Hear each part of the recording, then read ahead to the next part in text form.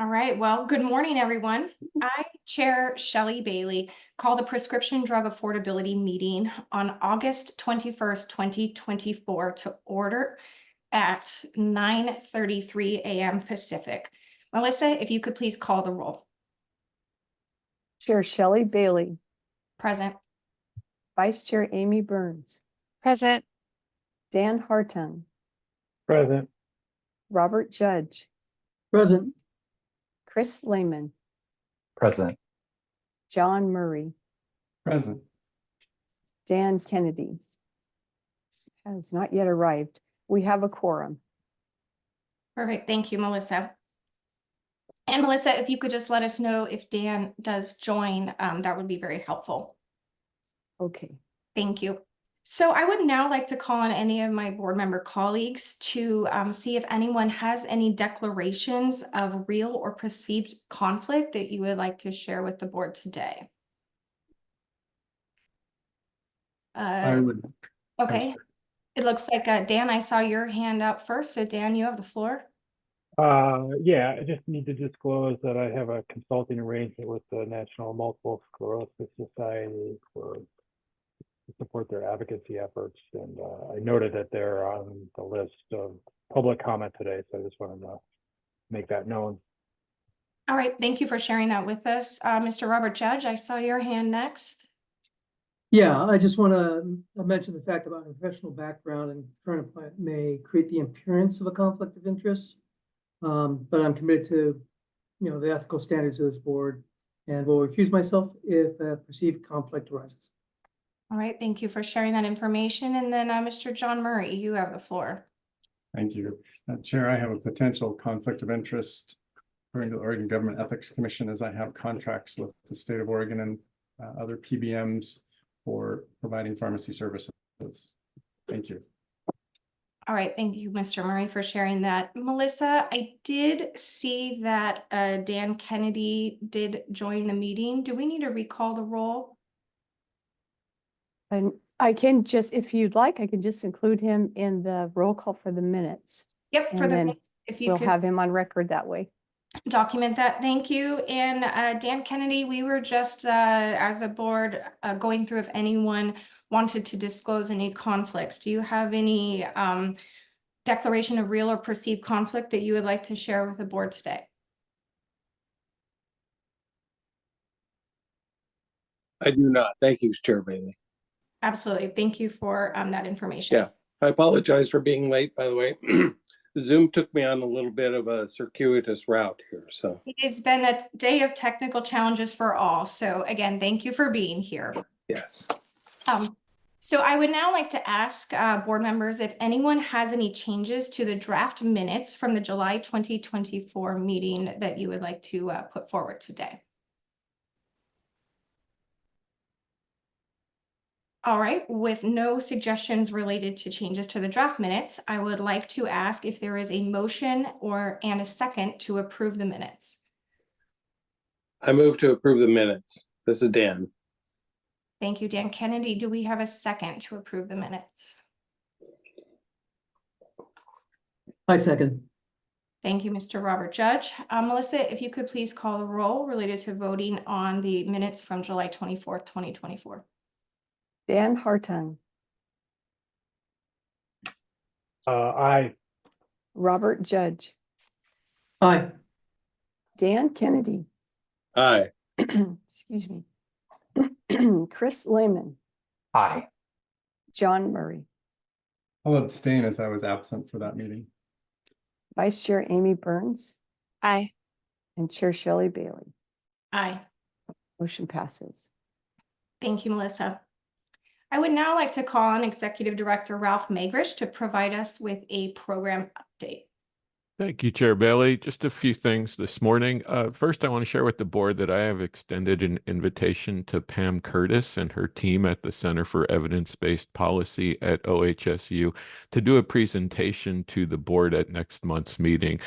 For context, earlier this year, the center had approached a number of PDAB states to see if there was an interest in a shared model of support for our work with affordability reviews, particularly areas of expertise really in their wheelhouse around therapeutic evidence and therapeutic alternatives and patient and caregiver experiences and health equity. Likely, as many of you know, the center already supports many states in their Medicaid work through the Drug Effectiveness Review Project, aka DERP, and the Med Project. To the point of their interest in potentially supporting PDABs, there was not critical mass in a multi-state group, but nonetheless, I really would like to welcome Pam to share with the group a presentation for you, the board, to contemplate if you think there would be value in us contracting with them and what services they might be able to provide to assist with their expertise in affordability reviews. So they will be joining us next month.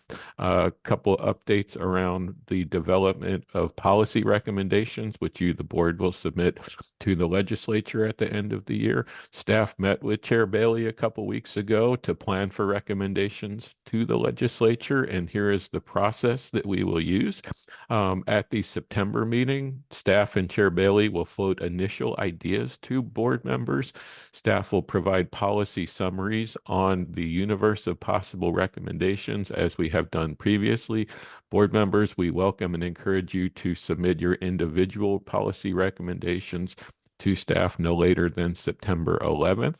Then at the October meeting, we will conduct a weighted ranking exercise and discussion, soliciting additional ideas or changes to those recommendations from the board for staff to include in revised recommendations for the board to vote on recommendations at the November meeting, and conceivably also vote to approve the Senate Bill 192 upper payment limit report at that same meeting, with the potential, stressing the word bold, italics, and underline potential, that we may cancel the December meeting if all of our business has concluded. And of course, the public will be welcome to offer comments on the board's recommendations as well. I will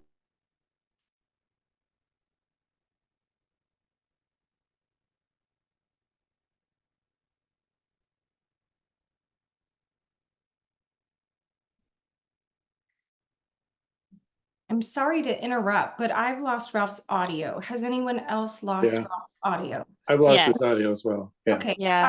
For the record, Melissa, can we go ahead and pause the meeting until we are able to reestablish a connection with Executive Director Ralph Magrish?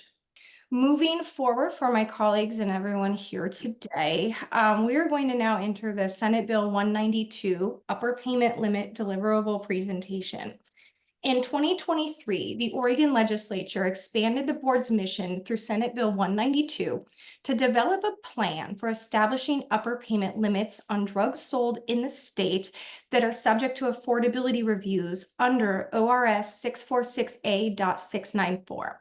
An upper payment limit, or UPL, limits what purchasers in Oregon will pay for specific drugs. The legislature said that a UPL plan should include outreach to constituent groups. To fulfill its mission, the board worked with the consultants to host 23 community meetings and focus groups in April, May, and June of 2024. We met with representatives from hospitals, pharmacies, insurance companies, manufacturers, pharmacy benefit managers, advocacy groups, patients, and consumers. The board also hosted question and answer sessions with constituents during the July 24th board meeting. At the June meeting, I'll remind us that we heard from the board consultant Lou Savage about the community forums. So today we will hear about the constituent groups from the board consultants Myers and Stauffer's. We will hear perhaps from Bobby Courtney, Alan Hansen, Linda Wyatt, and Allison Gaylord. After the presentation, there will be time for board minutes. So Bobby, you have the floor. Great. Thank you, Chair Bailey. Can you hear me? I can hear Yes. you. Great. All right. Well, thank you again. And thank you to the board for the opportunity to present today. As Chair Bailey said, my name is Bobby Courtney. I'm a partner with Myers and Stauffer. We're a national CPA firm with our focuses primarily on government-sponsored healthcare. As you're aware, as Chair Bailey just said, Myers and Stauffer was engaged to conduct constituent outreach to support the board with development of a plan to establish EPLs in Oregon as required under SB 192. The purpose of the outreach was really to capture the perspectives of constituents throughout the pharmacy supply chain regarding a UPL, rather than solicit specific feedback on a particular model or approach. So I just want to level set with that real quick. We're here today to provide an overview of the feedback received. Hopefully you've had an opportunity to review the draft report that's included in your board packet. Again, we'll be providing kind of a high level overview of that and be able to dig into any detailed questions you have after we get through this deck. Before we begin, I want to just quickly introduce my colleagues who I'll be leaning on likely throughout some of this discussion. Joining me today are Alan Hansen, again, a partner with Myers and Stauffer, Linda Wyant, who's a senior manager with Myers and Stauffer. She's also a pharmacist. Allison Gaylord, who's a healthcare senior consultant with Myers and Stauffer. She too is a pharmacist. And lastly, Luke Slindy, who's a manager with our firm and is also a pharmacist. So with that, I think we can go to the next slide, Melissa. Great. I know we have about an hour on your agenda. I'm hoping to go through these slides somewhat quickly to make sure that there's ample time for questions and discussion. If you do have questions during the presentation, I just ask that you hold those until the end, just to make sure we're able to get through everything and leave plenty of time for that discussion.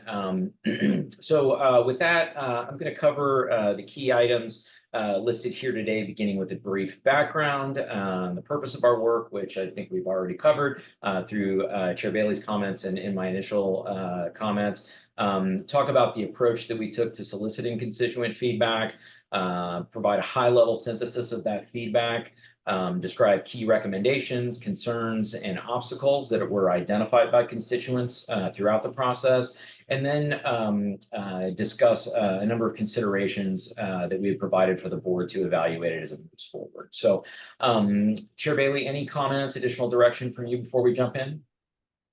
No, thank you for asking. I think we can move forward with the presentation you prepared. Great. Okay, Melissa, if you want to jump ahead to the next slide. So as I said, I think we've covered most of this in terms of background, that Myers have been engaged to support the board with UPL plan development. Part of that work has included this constituent engagement, and really to address these 3 points: identify concerns, questions, and support or opposition to UPLs, solicit any input on the UPL process, utilization and implementation of a potential UPL, and to solicit input about data and any alternative approaches that constituents might recommend for the board to consider. Next slide, please. Okay, great. So I'm going to talk a little bit about our approach. Leveraging the requirements of SB 192 and then working with board staff, we ultimately identified 7 constituent groups to solicit feedback from. They're all listed here. A couple notes just in terms of process, so folks are aware. We originally began with 4 groups. This was expanded in May to include pharmaceutical manufacturers, PBMs, and patient advocacy groups. In addition, retail pharmacies was really sort of originally envisioned as a single group. However, it was requested that we create or establish subgroups, one for independent pharmacies and one for grocery or chain pharmacies. That occurred following the dissemination of pre-session surveys, which I'll talk about in a minute. So just wanted to make folks aware that survey results don't differentiate between pharmacy types. So that's certainly a limitation of the information that we collected, and just wanted to make that aware. In addition, board staff have engaged individuals from the state Medicaid agency, Oregon Educators Benefit Board, Public Employee Benefit Board, and then tribal representatives independently of our work. And lastly, in terms of process for the constituent groups, following the first focus group meeting for the pharmacy, the 2 pharmacy subgroups, as I said, divided between independents and chain, it was requested that we include entities in those groups that support pharmacy providers with drug purchasing.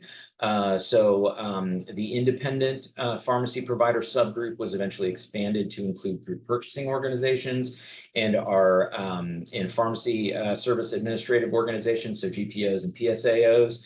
And then the grocery and chain pharmacy provider subgroup was expanded to include drug wholesalers. So wanted to make folks aware of that sort of as we talk about the data and the input that we received. In terms of the mechanism for engaging constituents, we took a two-pronged approach here, leveraging an online survey and focus groups. With respect to the online survey, this was created using sort of a combination of non-mandatory questions designed to solicit demographic information, Likert scale, and free text questions. So really a combination of inputs received. I'll talk about sort of the structure of the substantive questions that we had created in a second, but just as a general framework, that's how the survey was established. It was really intended to solicit some initial feedback, hopefully inform the focus group questions and discussion, and really get a baseline understanding of constituents' perspectives and understanding of the UPL process or excuse me, concept. And so that was the online survey. In addition, we leveraged focus groups. We did 2 one-hour meetings per focus groups that were really designed to expand on the survey responses and solicit additional feedback.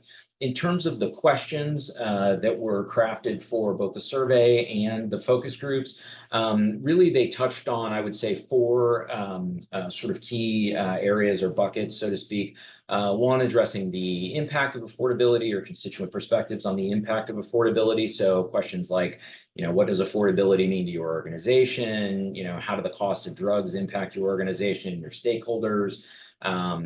Things like that. We also touched on sort of the impact of a UPL. So questions like what impact might a UPL have on your organization's finances, or what impact might a UPL have on your operations or patient access? Those types of questions. The third sort of, again, bucket was really centered around UPL methodologies. What data or other factors constituents felt the board might want to consider when calculating or establishing a UPL? How should transparency be demonstrated when calculating a UPL? Those types of questions. And then lastly, we asked constituents for their recommendations or other strategies that they would suggest the board consider moving forward. So things like, recommendations regarding UPL, other non-UPL strategies that the board might want to consider it as it assesses affordability in general. So that was our approach, and I'll go into kind of each of the mechanisms here and our findings. Melissa, if you could advance to the next slide. Okay, in terms of survey participation, we're going to start kind of high and dig into high level, and then dig into some of the specific feedback received. In terms of participation, there were 856 surveys sent out to constituents. They went out approximately 2 to 3 weeks in advance of each session for that particular constituent group. Recipients were encouraged to forward that survey to colleagues as they felt appropriate. And we received a total of 106 responses. You can see that here, and then you can see the breakdown by particular constituents. Obviously, the pharmacy group was the largest at 439 or 429, with PBMs at 159. So a lot of feedback from pharmacy specifically. Next slide, please. In terms of focus group participation, we have listed here in chronological order the order in which we conducted the focus groups, as well as the number of participants and unique organizations for each of those meetings. Note there's probably some crossover in here between some of the groups. For example, because we conducted 2 meetings for carriers, the first meeting and the second meeting had different, some overlap, similar constituents participating, and some new or different constituents participating. So the unique organizations are going to look different. Just wanted to make that clear when you look at this this information here. So next slide, please. Great. In terms of the survey, being mindful of our time and keeping this very high level, we can dig into specific questions folks might have. Obviously, it was a combination of quantitative and qualitative feedback that we received, given some of the survey questions were Likert scale questions and others were more open-ended questions. At a high level, constituents did express concern with the affordability of drugs, the cost of drugs to the organizations and patients, as one might expect. They expressed concern with the financial impact to organizations. This was most prevalent among, I would say, among the 340B constituents and the independent pharmacies. We'll get into a little more of that detail in a minute. There was concern that the UPL could have an impact on patient access and costs in a negative way. And we can dig into those points as well. Concern with increased administrative burden, whether that was through infrastructure costs or being able to manage implementation of a UPL at point of sale, as well as some operational challenges, perception of operational challenges when it comes to managing patient adherence to meds and potential changes that could occur or potentially occur as a result of the UPL. Next slide, please.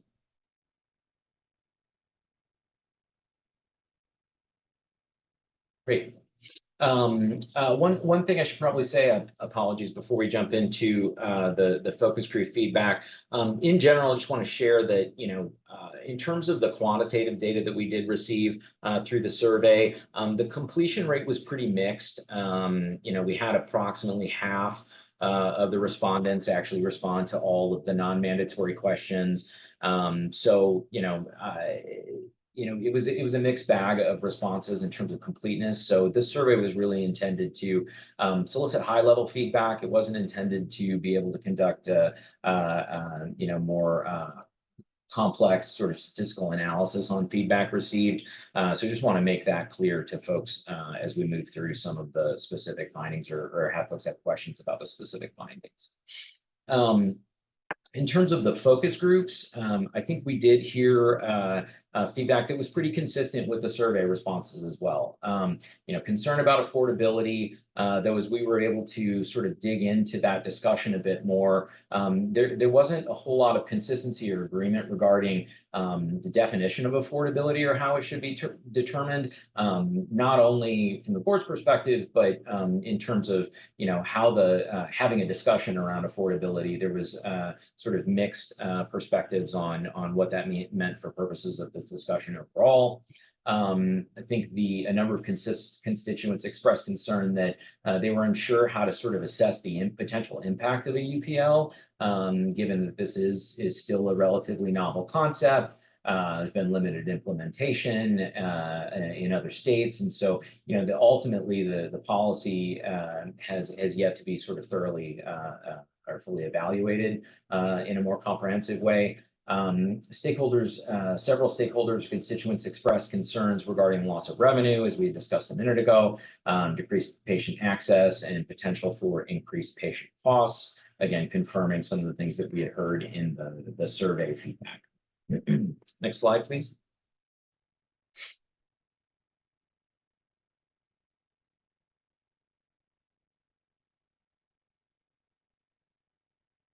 And next slide, please, Melissa. Perfect. Actually, I apologize. Can you go back one, Melissa? I think, yeah, sorry, I skipped over this. You had already jumped, you'd already gotten where I needed you to be. A couple other points that we had heard from the focus groups. Several constituencies expressed concern about the complexity of the delivery system already, not just the pharmaceutical supply chain, but the healthcare delivery system in general, and potential limitations of a state-based solution. That was expressed quite a bit.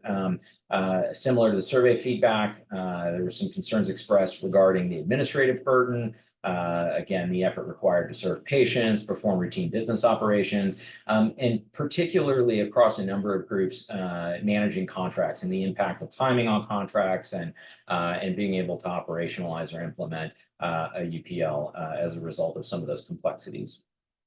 And then lastly, constituents frequently requested additional information regarding how a UPL would be developed, implemented, and enforced.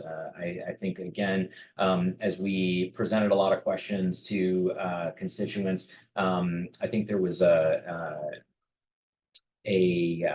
I want to say an inconsistent understanding of some of the concepts and maybe a different levels of understanding of some of the concepts as well. So there was a lot of questions around the operational aspects of this, and which again wasn't necessarily the intent of the outreach. However, we did document that in our report.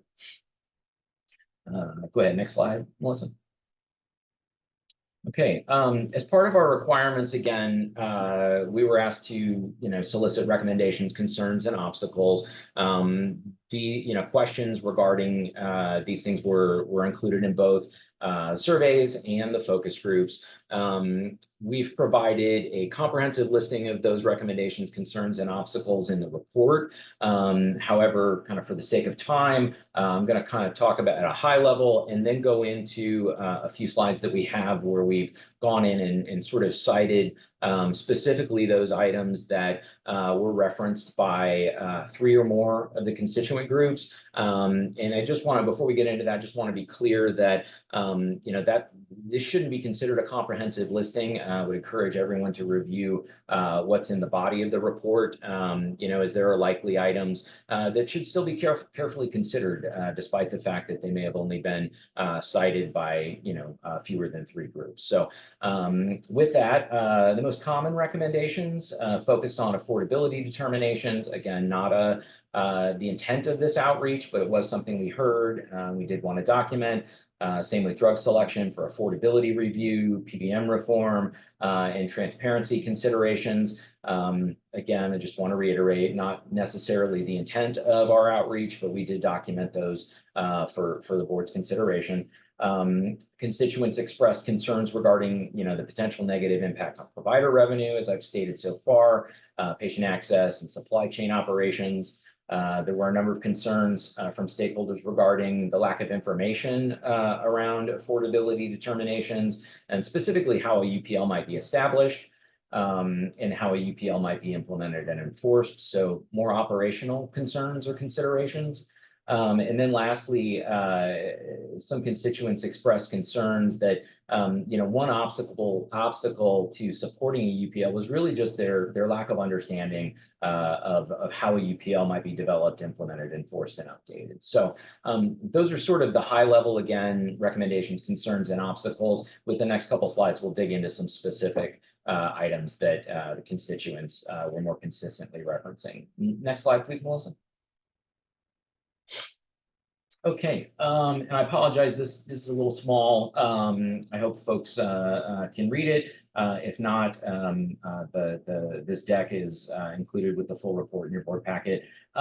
This is a listing of recommendations specifically that came across 3 or more constituent groups. So I'm not going to read through all of these, but just briefly, there were some really great recommendations on focusing UPLs on drug classes rather than individual drugs, looking to lessons learned from other state boards and their affordability reviews and the UPL planning process, ensuring that the UPL is enforced across the entire supply chain and that there's transparency in the process.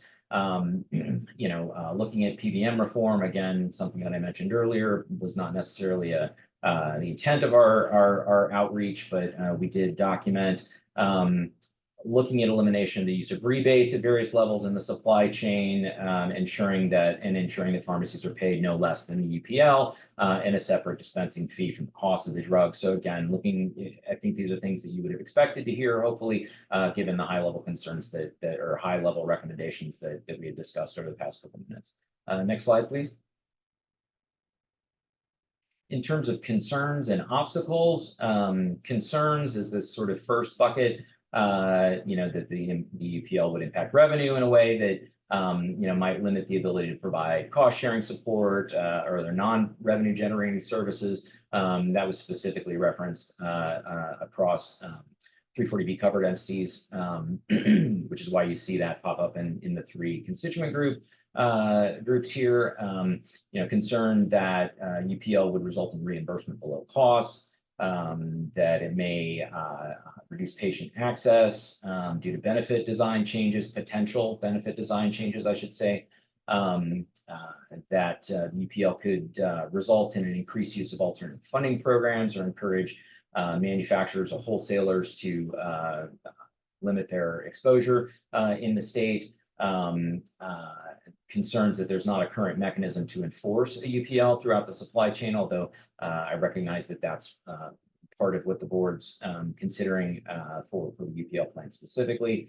And again, sort of the national scope of healthcare and just the complexity of contracting and administrating the benefit throughout multiple payers and I would say sort of geographies and things like that. Lastly, and this was already stated, just the biggest obstacle I think that we heard from constituents in terms of their support for UPL was really just understanding more, I think, how UPL will be developed, implemented, enforced, and updated moving forward. Next slide, please, Melissa. Okay.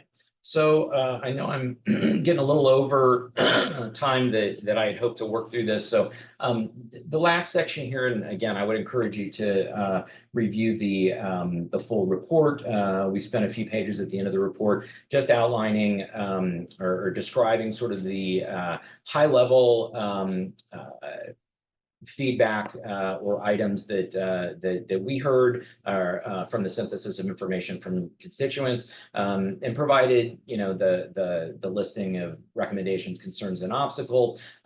But we also wanted to provide the board with some actionable items for consideration. And as part of that, we've identified 6 areas that I'll quickly review on these slides.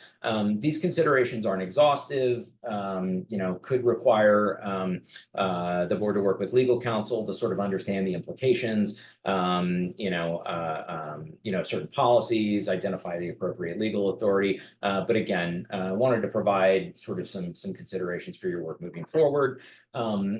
First and foremost, the idea that the board may wish to consider additional constituent outreach or collaboration. I know you've conducted panel discussions. Appears those were well attended. They were referenced by constituents, so I think there was certainly an appreciation for that outreach. The board may also wish to consider sort of more detailed assessment of the risk to patient access and cost, and developing certain mitigation strategies should those be real concerns. And again, the report provides some specific considerations on how either other states may have approached that, or how constituents may have recommended the board approach that.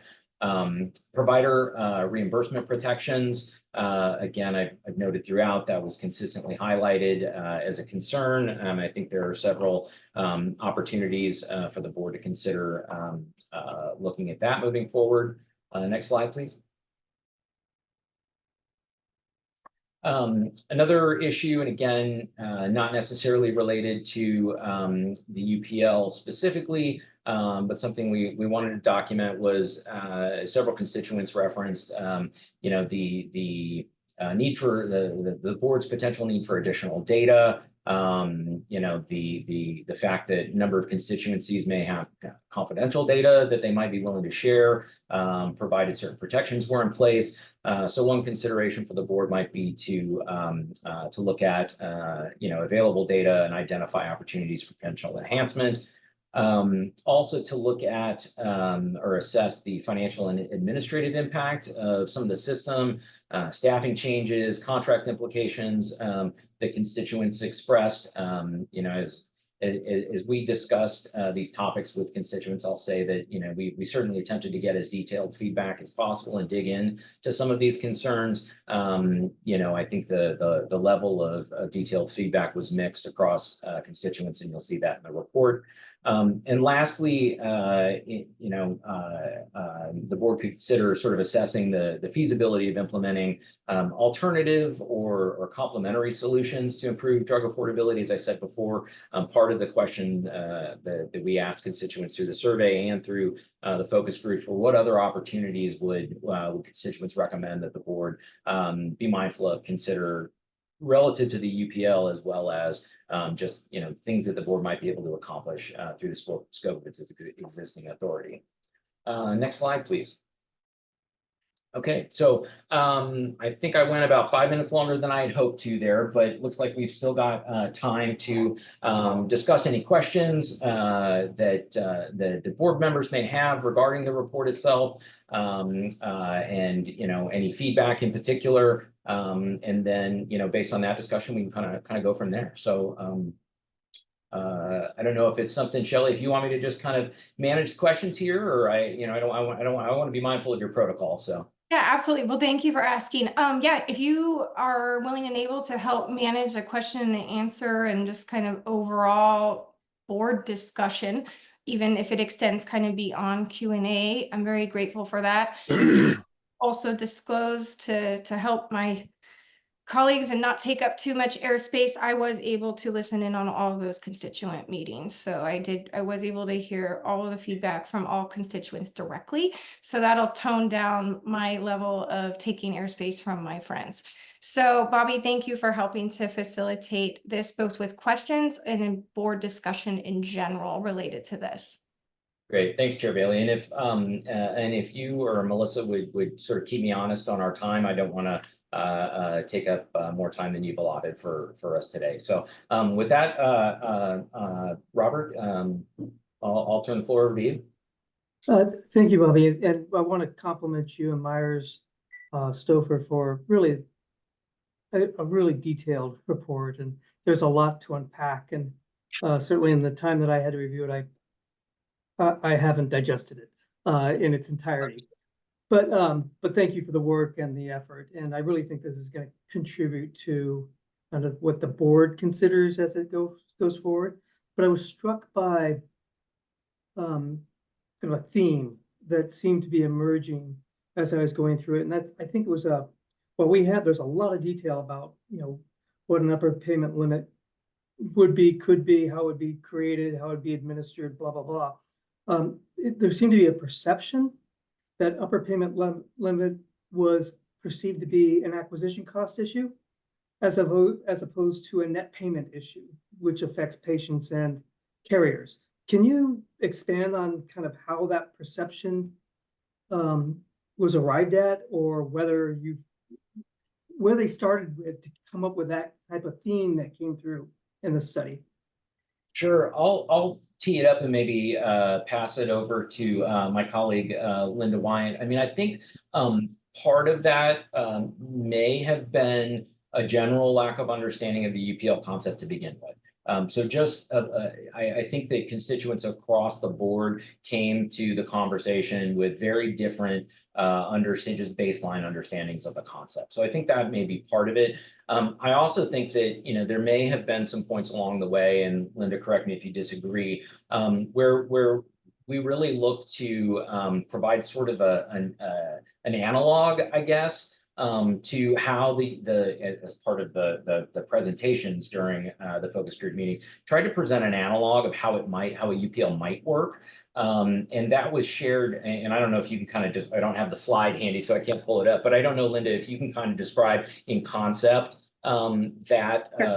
And Bobby, it is page 40 of the document packet that I think that you're essentially alluding to in your discussion. So I just wanted to say for my peers, if you pull up page 40, you may be able to follow him.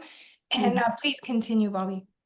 Great point. I forgot that we had included that as one of the attachments to the report, Robert. So if you look through the slide deck that was used for the focus group sessions, there's a document in there. And Linda, I don't know if you can just kind of at a high level speak to that and maybe address Robert's question.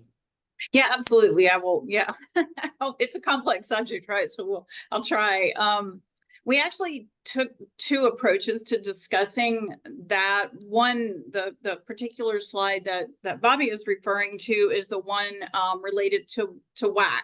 The WAC changes that occurred earlier in this year, the decrease in prices that we saw across the board that were related to, it was influenced by what was happening on the Medicaid side of the world, but it influenced pricing across the board, published WAC prices across the board, and in some cases pretty significantly, resulted in pretty significant published price decreases.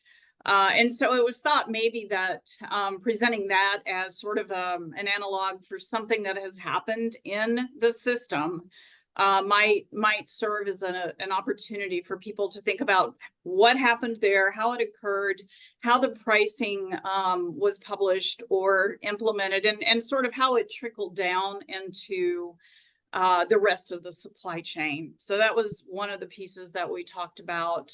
The other piece was an upper payment limit fact sheet that we actually shared. That's also in the packet somewhere. I'm not sure which, I don't know, Chair Bailey, if you know right off the top of your head which particular page that's on, but I can also share it really quickly from the website. It was a 2-page piece that we shared partly, I'm not sure if I have sharing, but it's okay. It's in the document. It's called the Upper Payment Limit Proposed Approach. It was a 2-piece, and it has a kind of a flow chart that moves through the continuum, sort of describing where in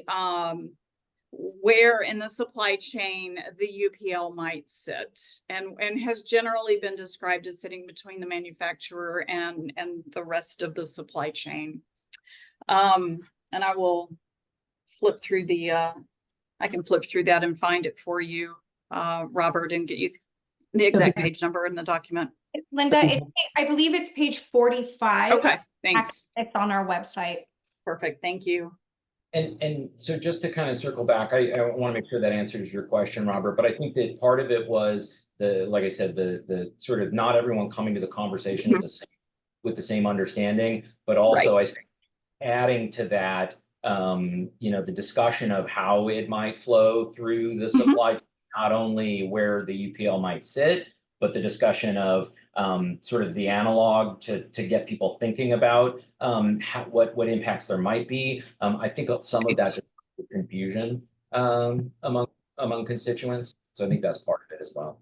Yeah, so I think, I'm sorry, go ahead. No, go ahead. I was going to say, I think probably one of the things it does point to is, as Bobby has alluded to, the different levels of understanding that we saw. And if you watch some of those videos, you will see there is definitely a different level of comprehension and understanding about how this might work, where it might sit, how it would be implemented. And certainly I think, and I think one of our recommendations is it's much like with the consumer focus groups, there's a continued opportunity to explain and discuss the concept in greater detail to the constituencies and focus group members. Well, if Chair, can I just make a couple comments? Yes, absolutely. Okay, so that's very helpful, and I appreciate that. And actually, as I was listening to you and thinking through it, I think this is a board discussion that we ultimately have to have. But when we look at upper payment limits as a vehicle, there's the simple Robert Judge approach to this was, well, let's affect the net cost at the point of sale, right? Because that usually leads you to a certain path that I know our manufacturer friends are all too familiar with, which is give me a rebate. But the other side of it, and I think the more maybe challenging part, and maybe the worthy goal of a PDAB, is to figure out how you take cost out of the system using an upper payment limit. And that gets to the supply chain side of this thing, which seemed to be a theme that the constituents were bringing up as well. And I don't know, they both have merit. And I think as we deliberate on this as a PDAB board, we may need to kind of do follow-ups on both approaches with constituents and with, kind of your assistance in helping us think through those items. But you opened up a window for me to think about this differently than I had been thinking about it. So thank you very much. Well, and certainly to your point, I think a lot of it is about the perception of where that particular constituency is coming from, right? Yeah, absolutely.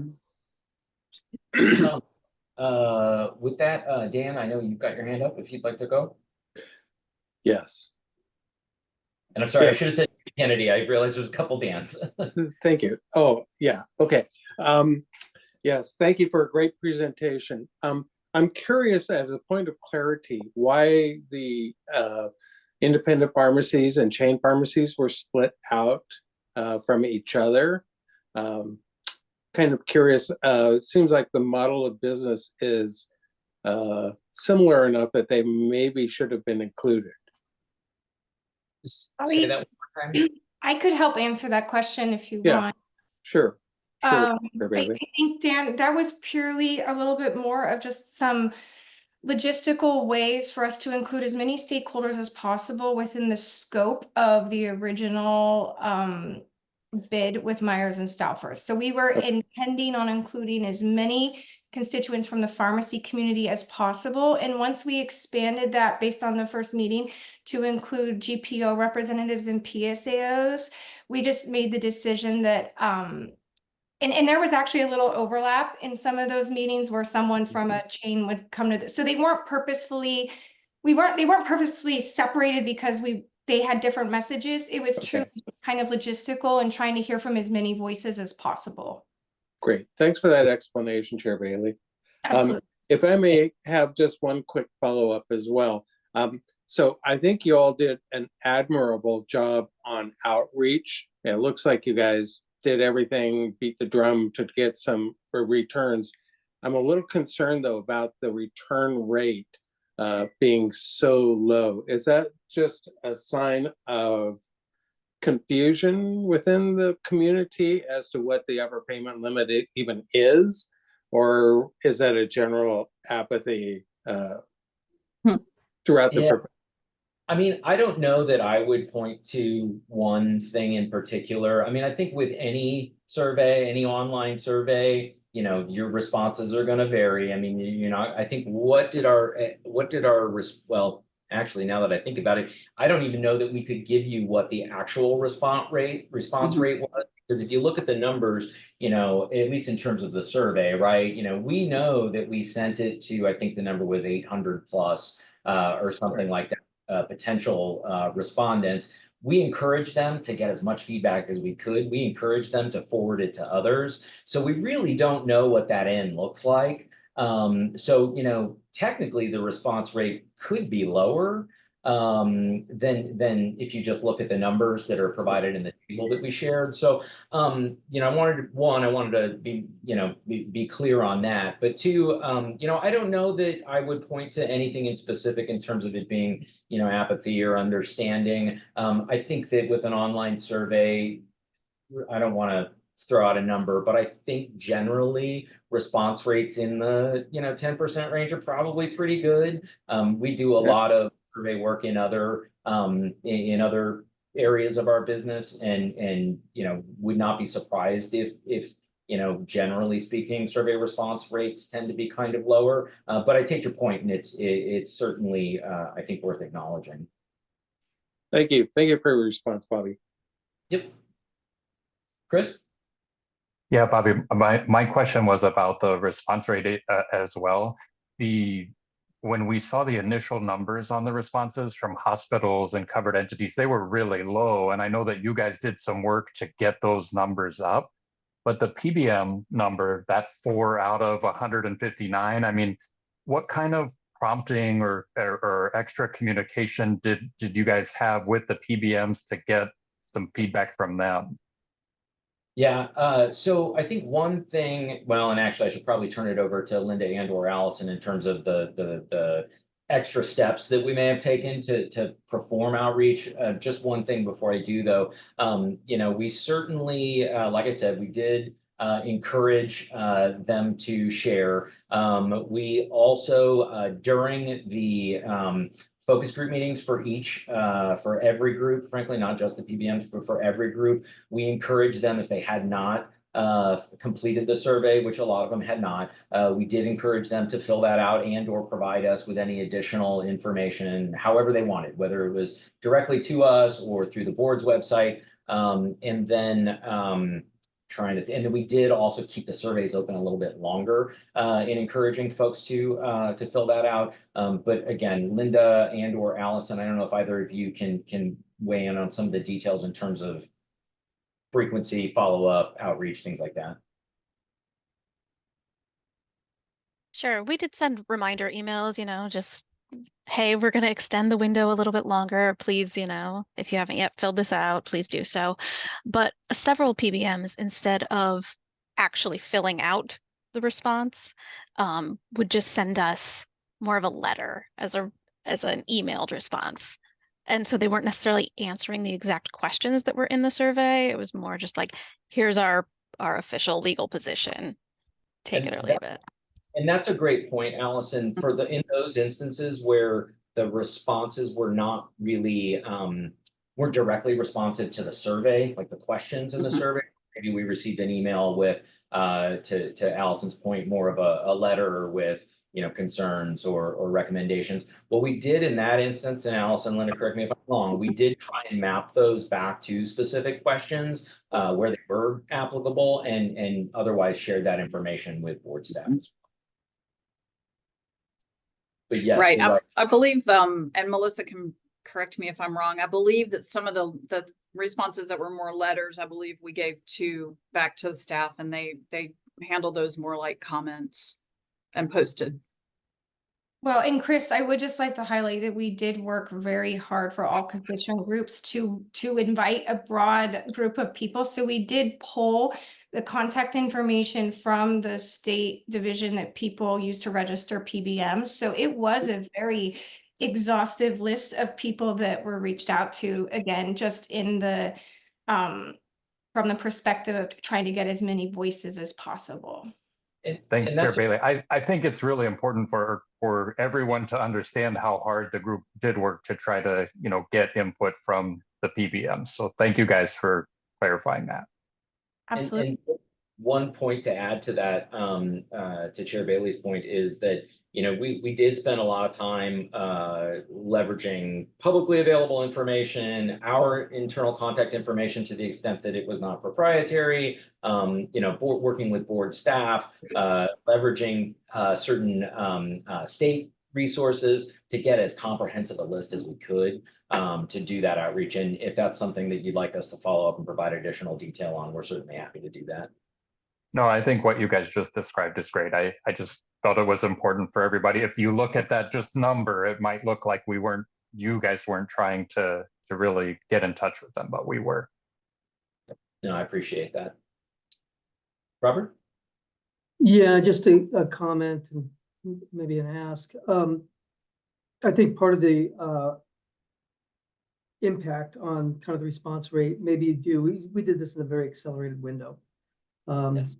I know as an insurance guy, my calendar was totally booked, so I couldn't participate or even listen in on the events just because everyone has day jobs.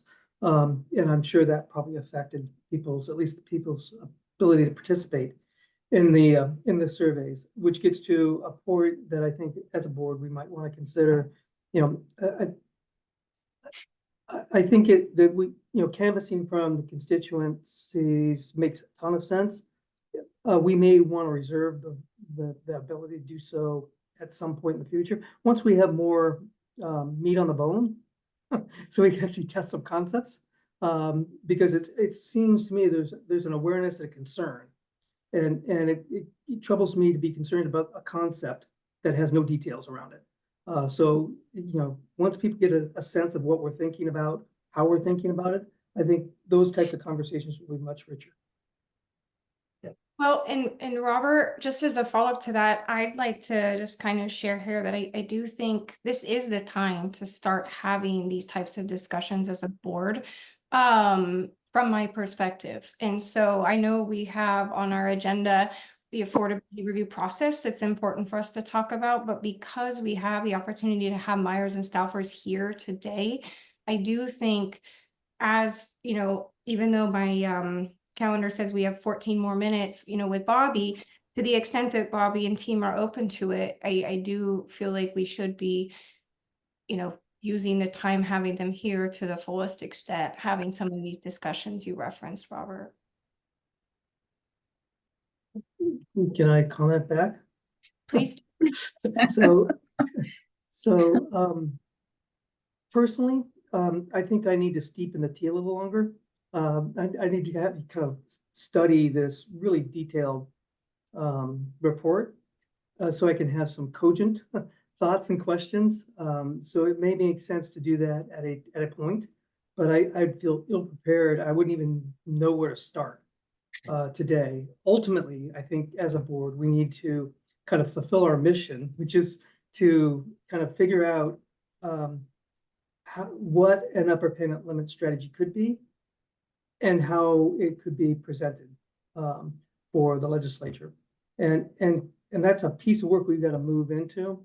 But I don't know that I feel comfortable enough yet to even know the questions we need to start soliciting amongst ourselves and with the constituents to get there. We've got a data piece of work that we did, which is all about kind of teeing up products. But I think we still need to get to the point of what is it that we're trying to, what is an upper payment limit and how would we recommend that policy going forward? That makes complete sense to me. I know that Bobby does have some additional questions he can kind of guide us through just to start thinking with the time that we have for this section today. But I appreciate what you're saying, and that makes complete sense to me. Yeah, I mean, I'm happy to, we had a couple kind of just bullet points on the slide deck. We don't need to pull the deck up necessarily, but I mean, I think that, I can kind of just talk through at a high level, kind of what we were thinking. And just to hopefully maybe give you some ideas to be thinking about as you're moving forward with the work you just described, Robert. But the statutory requirements for 192 are pretty clear in terms of the components that are required for the report. The key pieces that I think we envisioned as sort of, I don't want to tell you your business clearly, but the things that you just described in terms of your next steps, right? I think part of that is, thinking about what would an actual methodology look like. That could be, looking at considerations that might go into a methodology, that might go into looking at, based on individual constituents in the supply chain, how that methodology might impact them.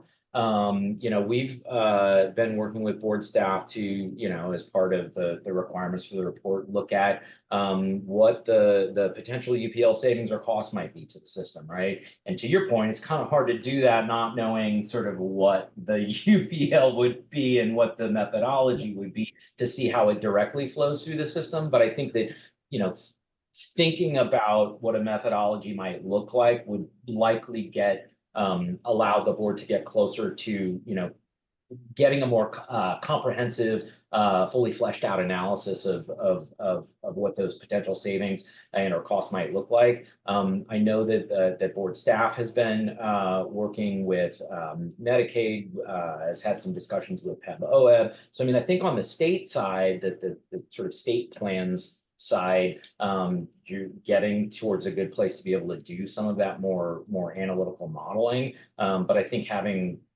putting some thought around, components that might go into a methodology, how it might kind of work through specific things, might work through levers, might work through the supply chain, would be a valuable kind of exercise.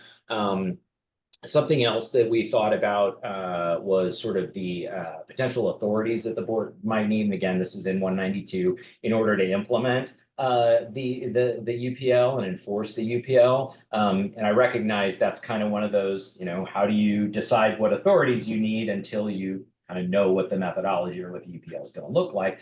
There are some things as you start to, get more clarity on what the UPL methodology might look like that we could share and point you to that other states have done, model legislation that exists. Certainly, we've had conversations with board staff and council about, at that point, sort of how does that fit into the statutory and regulatory framework in Oregon? So, I mean, starting to think about those kinds of things, I think are valuable. At least that's kind of where we're at in terms of, trying to work with board staff to start to flesh out the next piece of the report. So, the last thing I had on my list was really sort of resources required for implementation. Again, I think that could be resources from the board's perspective. That could be, resources from the supply chain constituents' perspective, what they might be thinking they need in order to implement. But those are the kinds of things at a high level, I think that we envision based on what's in SB 92 as kind of being the next pieces that need to be considered. And Chris, go ahead. Sorry. Yeah, I don't know if this is the right question, Bobby, or for you, but hearing all the concerns that I read in that study about the 340B covered entities and revenue and administrative burden and PBM switching preferred medication, so patients losing access, is there other models in other states? Because I haven't done tons and tons of reading aside from the model that Linda kind of walked us through, where it's right there sort of from the wholesaler to the pharmacy, et cetera, like an adjustment to that WAC price example. Are there other models that states have that do address some of the concerns that we heard throughout the work that you did?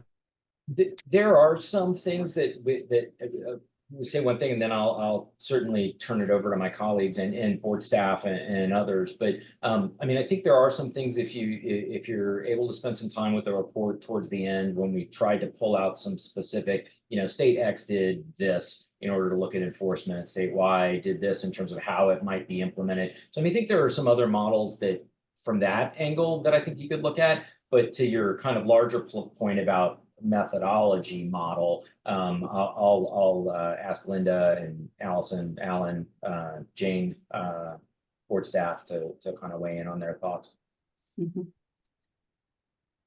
So it's a good question, right? It's kind of the $1 million question. And I think one of the important things to remember is that Oregon is there are states maybe a little ahead of you and there are states behind you.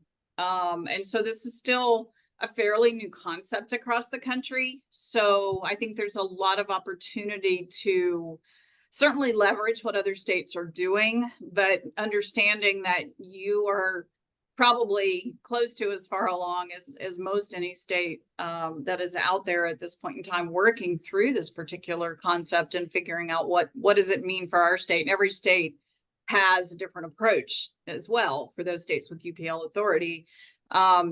Yours is broader than perhaps some of the East Coast states. So there's a lot of variability. And to Bobby's point, there are some things at the end of the report, but I think that's one of those things that is going to be kind of ongoing and developing as this process continues to evolve.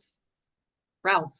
And Chris, if I can, just these are going to be the kinds of conversations that the board will have in earnest in September and October. But to your point, and what other kind of constructs beyond a theoretical Oregon wholesale acquisition cost kind of model, and recognizing that we are not making this up for the first time ourselves and leaning into, as Linda said, some of the good thinking that other folks have done.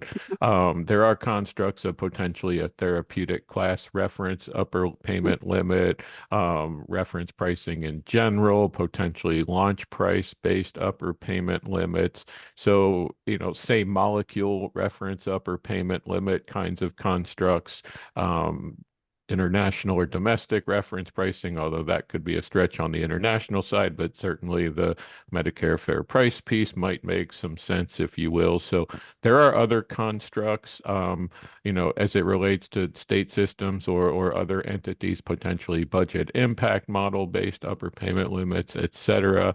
So again, these are the kinds of things that the board will jump into, and candidly, some of the feedback or maybe the perspectives that despite the great efforts of Myers and Stauffer, that perhaps this wasn't as informative or enriching and crystal clear what should an upper payment limit look like. That was a balancing act for us and for board in general for this program, in terms of not wanting to come in with something overly prescriptive or a specific straw model, because I think all of you likely know that we would have then been accused of already having been something pre-baked. So we really wanted this, for right or wrong, better or worse, and again, lessons learned, as Robert intimated, for this to be an organic process from day one, and not, bring something so prescriptive that this was going to be predetermined for you, the board, that staff was going to prepare for you, the board. We wanted this to be organic from day one. So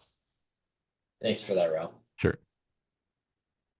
And Robert, before you go, can I just make a comment that, Bobby, I'd like to extend, I appreciate Robert's perspective that maybe we're not going to go into a deeper dive for 60 more minutes, but I would like this discussion to continue to the extent that all my colleagues have questions. So don't feel the pressure of 3 more minutes. Sure. I'll look to you all. Go ahead, Robert. Tick tock, tick tock. And actually mine was going to be more of a summary in terms of next steps, as opposed to diving deeper into this discussion. But I think, and I don't know if this is directed at you, Chair Bailey, or Ralph, or Courtney, but I think it would be really helpful for the board, as we mindful of the November date that we've got to work towards. And Ralph, you said that we'll be talking about these elements in the September meeting and after. It would be helpful to me, and hopefully maybe the peers here on the board, to have some sort of discussion guide to help us kind of think through the questions as a board that we need to kind of work through in understanding this, and getting to kind of an upper payment limit methodology recommendation.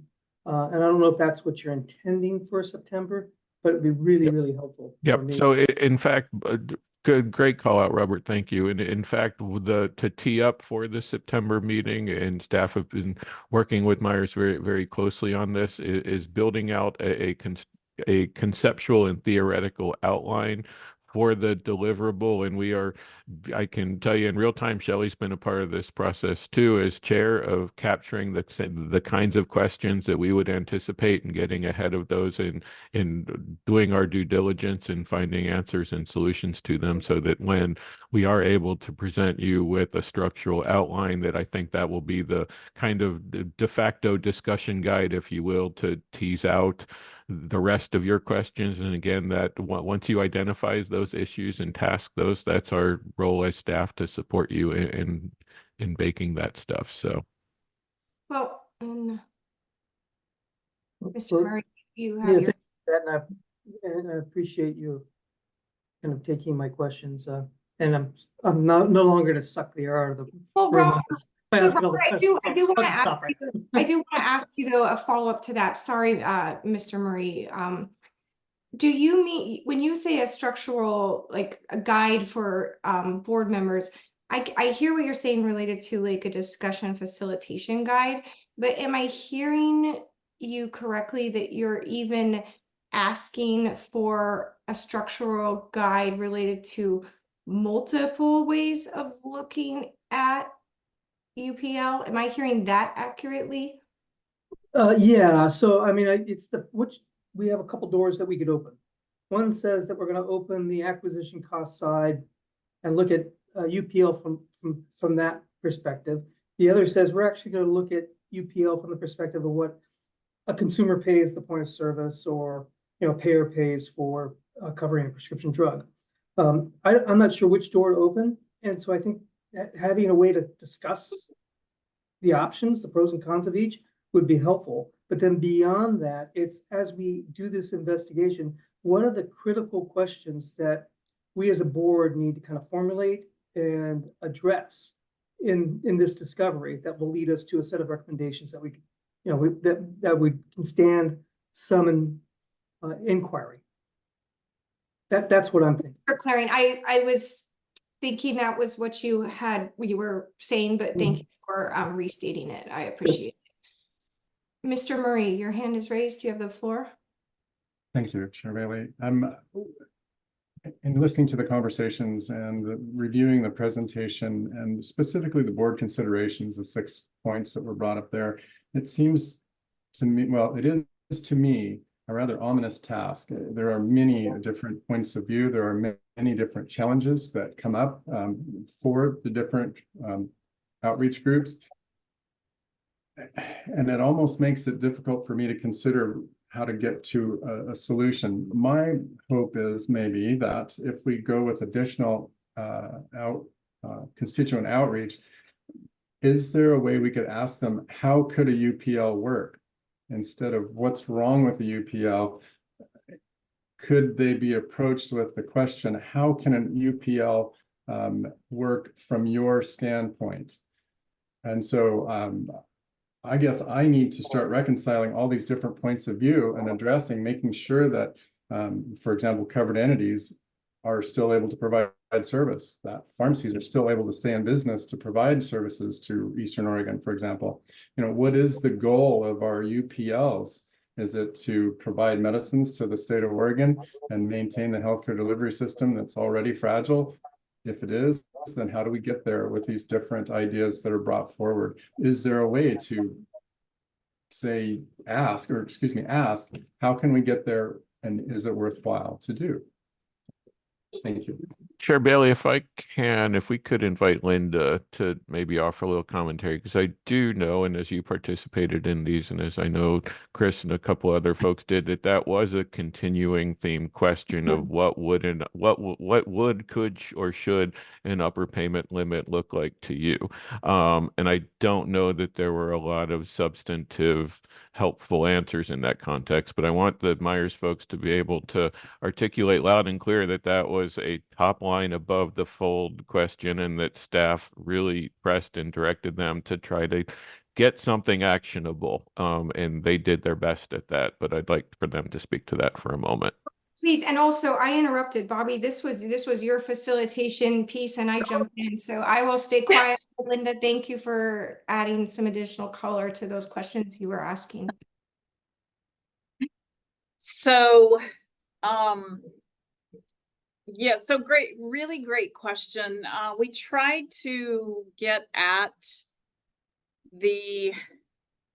those questions around how do we get there? What is the goal? How would it work from your standpoint? Both in the surveys and within, you know, and then trying to drill down into it in the focus groups. And it was a challenge. There were multiple times that the question was asked, and it did seem, to your point, to come back to, here's all the reasons why it's going to be really hard. And here are all the complexities of the various points in the supply chain. And of course, people do have difficulty conceptualizing, I think, and saying, this is how it would work. This is how we could get there. This is what we could do to make it work. But yeah, to Ralph's point, and Ralph, I will defer to you and the staff as to whether or not there's any value in sharing some of the survey feedback. I think D2 gets at most of the focus groups, when we can talk about whether that makes sense or it just makes it worse. But within the surveys, it was, and within the focus groups, it was very challenging to get them to talk about, well, how could it work? What could you do to make it work? I believe that a statement was even made in one of the focus group session. Okay, well, we get that you've got a lot of concerns about it. How could it work? You know, thinking outside the box, right? And they just didn't quite, we just didn't quite get there. Yeah. And to add to that too, I think just generally speaking, I think the concern was, you know, around a methodology, what it would kind of, how it would look is just, you know, the inability to sort of carefully trace the flow of revenue through the supply chain. I think that's what, you know, that's where the struggle is, right? Is not being able to say, if I pull this lever, I know it's going to have this impact. I think that was the biggest challenge for constituents not providing, you know, direct recommendations. And to go back to, that was kind of the point of the discussion around the WAC, right? Was to say, well, we saw this happen in January and in the first quarter. How did that impact you? It might serve as an analog for how this could work through the system. Unfortunately, it didn't really seem, it didn't seem to move the conversation forward in the way that we thought it would, and had hoped that it would. But yeah, so to your point, there was a genuine attempt to try to get at what were those suggestions, what were those recommendations, and it did often come back to kind of a different point of view about really a concern about how is this going to impact me. And not surprisingly, I mean, it's an incredibly complex topic, right? I mean, Right. I don't envy, you know, the constituents, you know, thinking through the direct impacts. Amy?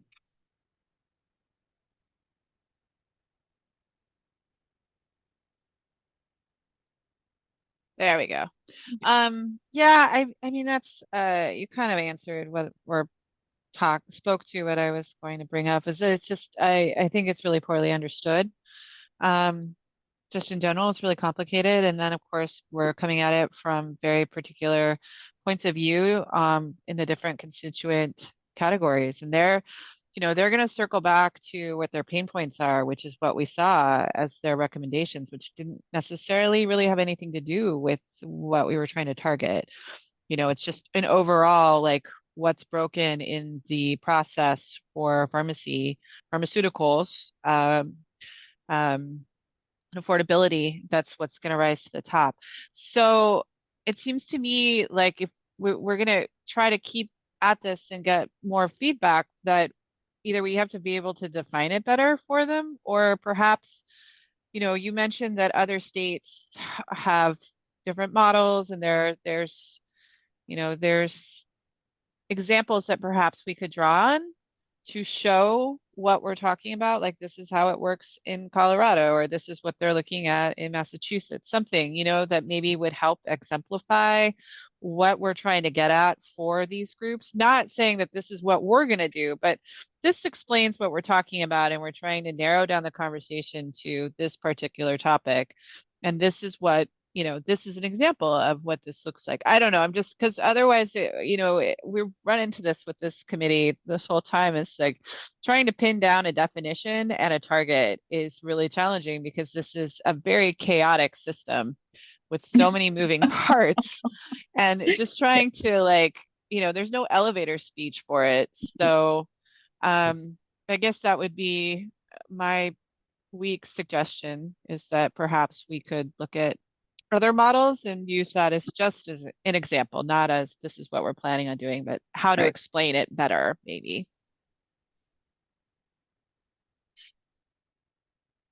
And to your point, I think the term complex and complexity of the system, we heard that a lot. So. So with that, I know we've gone over our time, but I mean, we're obviously happy to continue the discussion. Just want to be mindful of your agenda. So I'll kind of defer to you, Chair Bailey. Well, thank you for asking, Bobby. Again, I listened to what Robert shared about, you know, feeling a little more comfortable and having a little more of a deep dive in one of our next meetings when we look at, you know, the next version of a draft. So, you know, with that said, unless any of my colleagues here have something kind of specific to the constituent feedback, then we can go ahead and move on to the next section of our agenda. I think, Chair Bailey, I have just one more quick thing. Please. And for me, it is if there are constituents who are logged on and listening to this conversation, and I mean, the feedback from what we saw in the survey and all the work that was done is people don't understand the way it's all going to work, and they have a lot of concerns about it. I think it's important for them to know we're going to use this feedback to develop potential policies or processes that get put in place, to what Ralph was talking about and you were talking about in September and October. And I think after we do that, I'm hopeful that we can go get feedback again from certain stakeholders, right, to ensure that we're addressing whatever concerns that they may have. Is that how you view the process working? But before we I mean, Ralph, maybe you're Sure. the one to answer that. Yeah. Yeah, if I may speak to that, because part of my job is also to manage the clock in terms of deliverables and recognizing our obligations. And one of those is, in fact, that any decision before the board, the public may offer public comment on. I candidly do not know if there will be a long enough runway to or budget with our vendor to go back and do another exercise like this. But what I would say today as a practical matter is yes, absolutely, positively, before you vote on and approve a final deliverable to the legislature, you will have opportunity to hear comment from those interested parties in board meetings. And I'm certain that we will need to adjust our agendas accordingly to afford appropriate time for that to happen. So hopefully that will answer your question. That's great. Thank you, Ralph. All right, well, Bobby and Linda and all the team here today, Alan and Allison, thank you for being here and for sharing the information with my colleagues here today. Yep, thanks for having us. And if you have any specific follow-up questions on the report or what we've talked about today, we're obviously happy to provide response or join you again. So thank you. Absolutely, thank you. So we are now going to move into a discussion related to the affordability review process in general. At the June 26th board meeting, board members voted to pause the affordability reviews for 2024 so that the board could review, assess, and possibly improve the criteria and methods used to assess and select drugs for potential affordability reviews in 2025 using a refreshed data set. You can watch this discussion from the June 26th meeting on the PDEB website. So today I would like to invite Courtney Whitlock to help guide us through a presentation related to affordability reviews. And after the presentation, we will have time for board discussion related to this process. Courtney, you have the floor. Great, thank you, Chair Bailey, and I'm looking forward to having this discussion today. Just need to make a couple adjustments while I get things set up. So again, as Chair Bailey was saying, when the initial affordability review was paused, there was a few items that I wanted to talk through today about what led to that, and then hopefully have a continuing conversation of how we can kind of resolve some of the issues that were identified. So to start off with, just an oversight of what we're going to do. We're just going to review past decisions and what led kind of through from the first review, the decisions that were made starting back in August of last year, kind of what the criteria that was added into that review process, why we were still developing it and trying to determine affordability, the impacts of those previous affordability reviews that the board was looking at prior to the pausing of it, and then concepts of what can be done going forward and how to look at affordability reviews. So, and I encourage you to, if you have any questions, just raise your hand and we can have the conversation at that time instead of waiting at the end. I'd rather capture it because there's multiple sections in this, and I'd rather just have the conversation at that time. And if we don't get through everything today within the next hour, we can always continue it next month as well. So to start off, so I went back and reviewed all of the meetings from August to December of last year. We kind of developed the decisions on how we got to the subset list and then to the drugs that were going to be part of the material packets for the board to review. Really, the primary discussion from the very beginning was to focus primarily on the carrier data. That was because the manufacturer data that was provided was a little more challenging overall to understand or provide information to that was meaningful. A lot of that had to do with the impact of trade secrets. Some of the information wouldn't be necessarily impactful to how we wanted to see cost in Oregon themselves. A lot of the reporting wasn't very specific to the to Oregon's needs. I will point out that during that conversation around the manufacturer reporting was that new specialty drugs will be a primary impact because they're new to the market. So it'd be like a projected base of information instead of for utilization versus as an actual information. So that would have probably created a little bit of issue for the review process. So that's one of the reasons why overall, at that time, Dr. Rome from Portal provided kind of a conversation around the manufacturer reporting.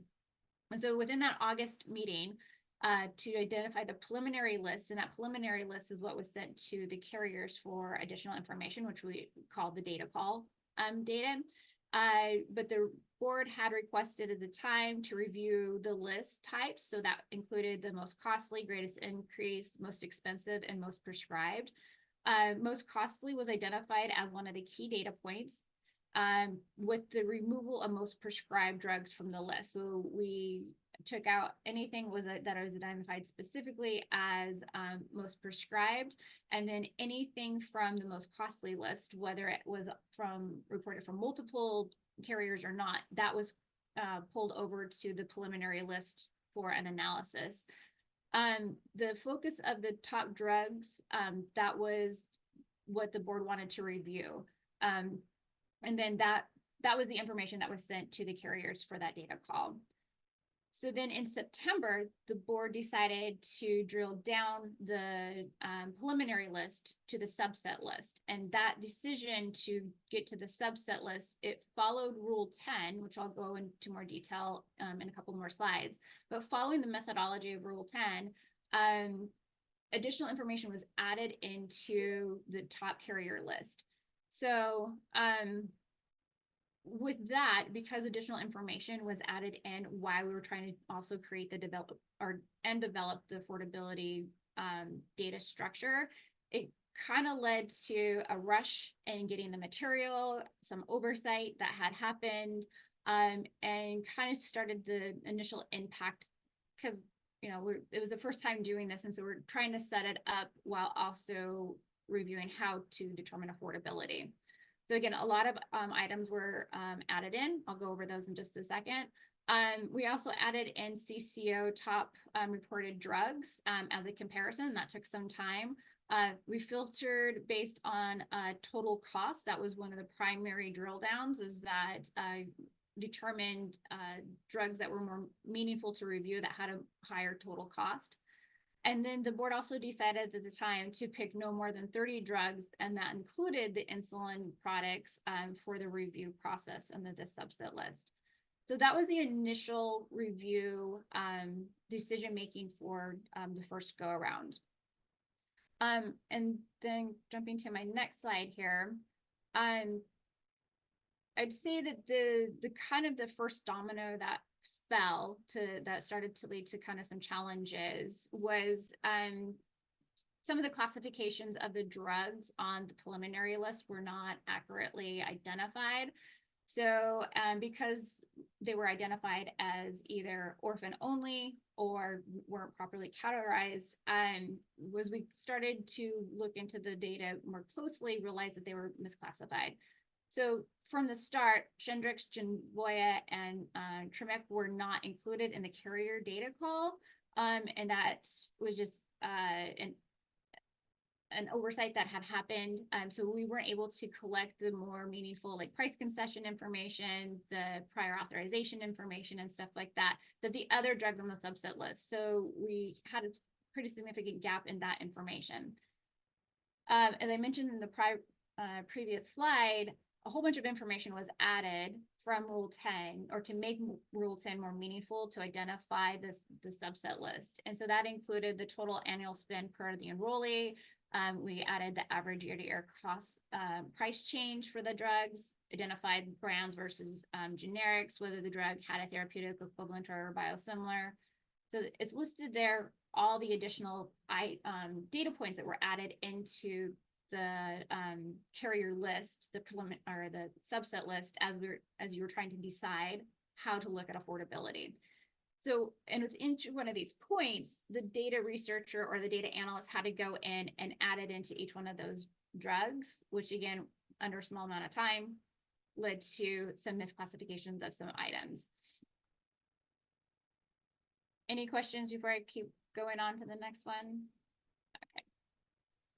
So then in November, it was identified again where some of the categorizations were not correct. So we had to go back and reclassify and recategorize drugs, which then again impacted additional research that needed to be done to determine affordability. So as the board was having these conversations and things are changing around, there was some confusion about what was the best structure going forward and how to look at the drugs to drill down further for to identify the top 9 drugs. Within that also, so the November board meeting, the board decided to remove like manufacturer drug information that was filed from the DPT, even though it had been discussed in the August meeting, like the challenges of the manufacturer list. It was decided actually in November not to use the drugs or that list for this review, with the understanding that the board can always go back in any review going forward, can always look at the manufacturer drug as long as it was meaningful and impactful for the decision to identify the 9 drugs. Additionally, carrier top drug information was removed from the orphan and non-orphan designation. So any drug that had those designations was removed. So that really thinned down the list quite a bit. And then the additional drill down from the subset list was to remove the drugs that were on the IRA and CMS list, since they were already going to be reviewed nationally. And then once we really identified the subset list, we felt we had the information needed, went back, did another analysis in the December board meeting. Again, additional information regarding misclassification resulted in drugs needing to be removed again from the list. So we went from a list of like 21 drugs down to 16 drugs into 12 drugs, and it really narrowed the scope quite a bit to have a meaningful review going forward as we collected the information for the material packets to make the decision. So those are kind of the main challenges or the main impacts of not having the information set up kind of from the beginning in a meaningful way. It was being developed as decisions were happening to determine affordability. I thank the board again for really considering what the impact was when Chair Bailey asked for the pause of these reviews, to understand that it's no one's fault that this happened. It's just the matter of the development of a brand new program, brand new process, and really learning a lot from it. And so with going forward, we've worked as a team, and again, Chair Bailey, really appreciated your guidance and your insight over the last month or so as we worked and talked through this, and what would be a good way to set up the next review structure. So I'm gonna kind of change into the review process. Is there any questions about what were the original decisions from the original review before I jump over? Anything I can clarify for board members of what kind of led to the pause itself? No, clear as mud going forward. So this iteration, usually most of the review has been based around timeline and the structuralization of needing to meet an end of year requirements. This year we have a little bit more time to really vet through the data, really set it up, and making sure that the process is reasonable and defendable. So instead of looking at times within months or timeline based, we're kind of looking at them more from a phase perspective. So again, right now we're in phase 1, which is getting the drugs from the Drug Price Transparency Program, or DPT, submitted over to us. Our data analyst is working to kind of consolidate that information to set it up again with all the priorly identified data points this time, since those data points did work in identifying the drugs needed for affordability review. Again, at the time of the first review, they were added in, so there was missing data. This time we get to get ahead of that and apply that information into the document or into like the spreadsheet or the information for that drug prior to presenting it to the board. So it's going to be a lot more meaningful. So, and then phase 2, select the selection of the prescription drug kind of preliminary list through Rule 10. Once the drug or the board reviews kind of the preliminary list and follows those requirements under Rule 10, then you'll have your subset list. That once the subset list is identified, that moves us into phase 3, which is where the data or the data call or supplementary information. So request for information if we wanted to reach out to manufacturers or other states or anybody else who has specific information about the drugs that were identified on the list. That is where that will happen. Phase 4 would be conducting the affordability review. So these are all the requirements under our Rule 925-200-0020, which is primarily the foundation under SB 844 requirements. But under our Rule 20, it's a little more defined information of what the board wants to look at. And that is also where we would develop the affordability material packets for each one of those drugs to be reviewed to determine the 9 that may create affordability issues. Phase 5 is the finalization of the report that and all the requirements under our Senate Bill 844.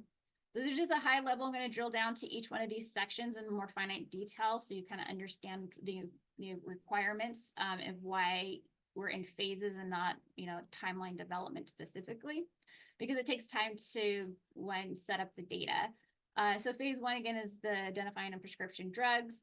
The insurers report to the Drug Price Transparency Program annually their top 25 most frequently prescribed drugs, top 25 most annual cost spend, and whatever caused the greatest increase in total plan spending from the previous year. So when DPT gets that information, they take time to validate and verify the information, make sure everything is meeting the statutory requirement, and then it's provided to us to do our analysis via the requirements that were identified from last year. Yeah, Robert, you're on mute. Just to remind me, Courtney, under 743025 for the insurer reporting, that reporting excludes self-insured data. It's just only insurer data, or is there self-insured data in that? Ralph, you may have to help me on this one. I think because there were some statutory requirements that changed for who is supposed to report. Can you cover that one? I'm going to work through the magic of Teams and find out, Robert, and I will be back with you. Yeah. And the reason it's not just an academic interest, it's just that the self-insured marketplace in Oregon is pretty significant. No, that's a great question, and apologize, I don't know that answer specifically. I know that there had been requirements for additional carriers to report. So I think it was like small group or independents, and that were added into this year's review. So yeah, we'll get back to you on that. Dr. Harton. I'm sorry, did you want us to save questions and comments until the end, or? Yeah, this is a good time to, if I'm on the slide, then please have the discussion. Okay. Is there we're starting at this top 25 list here, and we're going to go through this think through this process again. Is there a compelling reason to start at the top 25 list, or can we think creatively about other? Can we go right to APAC and say, please generate a list of 50 drugs or whatever that high drugs for the most recent year or whatever, and are there strong legal or logical reasons for starting at this specific step in terms of the pool of drugs? Because if we start here and we start applying these things again, we're going to get down to the same 8 or 9 drugs we were at before. So again, great question. I appreciate the opportunity to clarify. So when it is under our statutory requirement under SB 844 to look at drugs under ORS 743.025, and I want to make it very clear that the top 25 drugs is not the mashup of 25 drugs. It's a cumulative between I think we're at like 100 drugs right now, maybe more, that we will be providing the board to look at just under the carrier information, because each carrier has to report their top 25 drugs, right? We will identify drugs that are similar across each of the carriers and kind of like aggregate them. But otherwise, if there's other drugs that are a carrier reported on, we're also going to be showing those. It's not just, like last year, I know that we really just had 25 drugs, and we added over the most costly, which then expanded it down to 30 drugs. So we kind of already put the pigeonhole on the review, just looking at the top 25 aggregated across all the carriers at that time. This time we'll have the top, we'll have like drugs that are reported across all carriers, but we're not keeping it at just 25. And right now, with everything that was reported all together from those insurers, it's over 100 drugs. So just in that, you'll have plenty of drugs to kind of look through and aggregate down. But I want to get back to Ralph to see if he can answer that question. Yes, thank you, Courtney. So it does not include self-insured.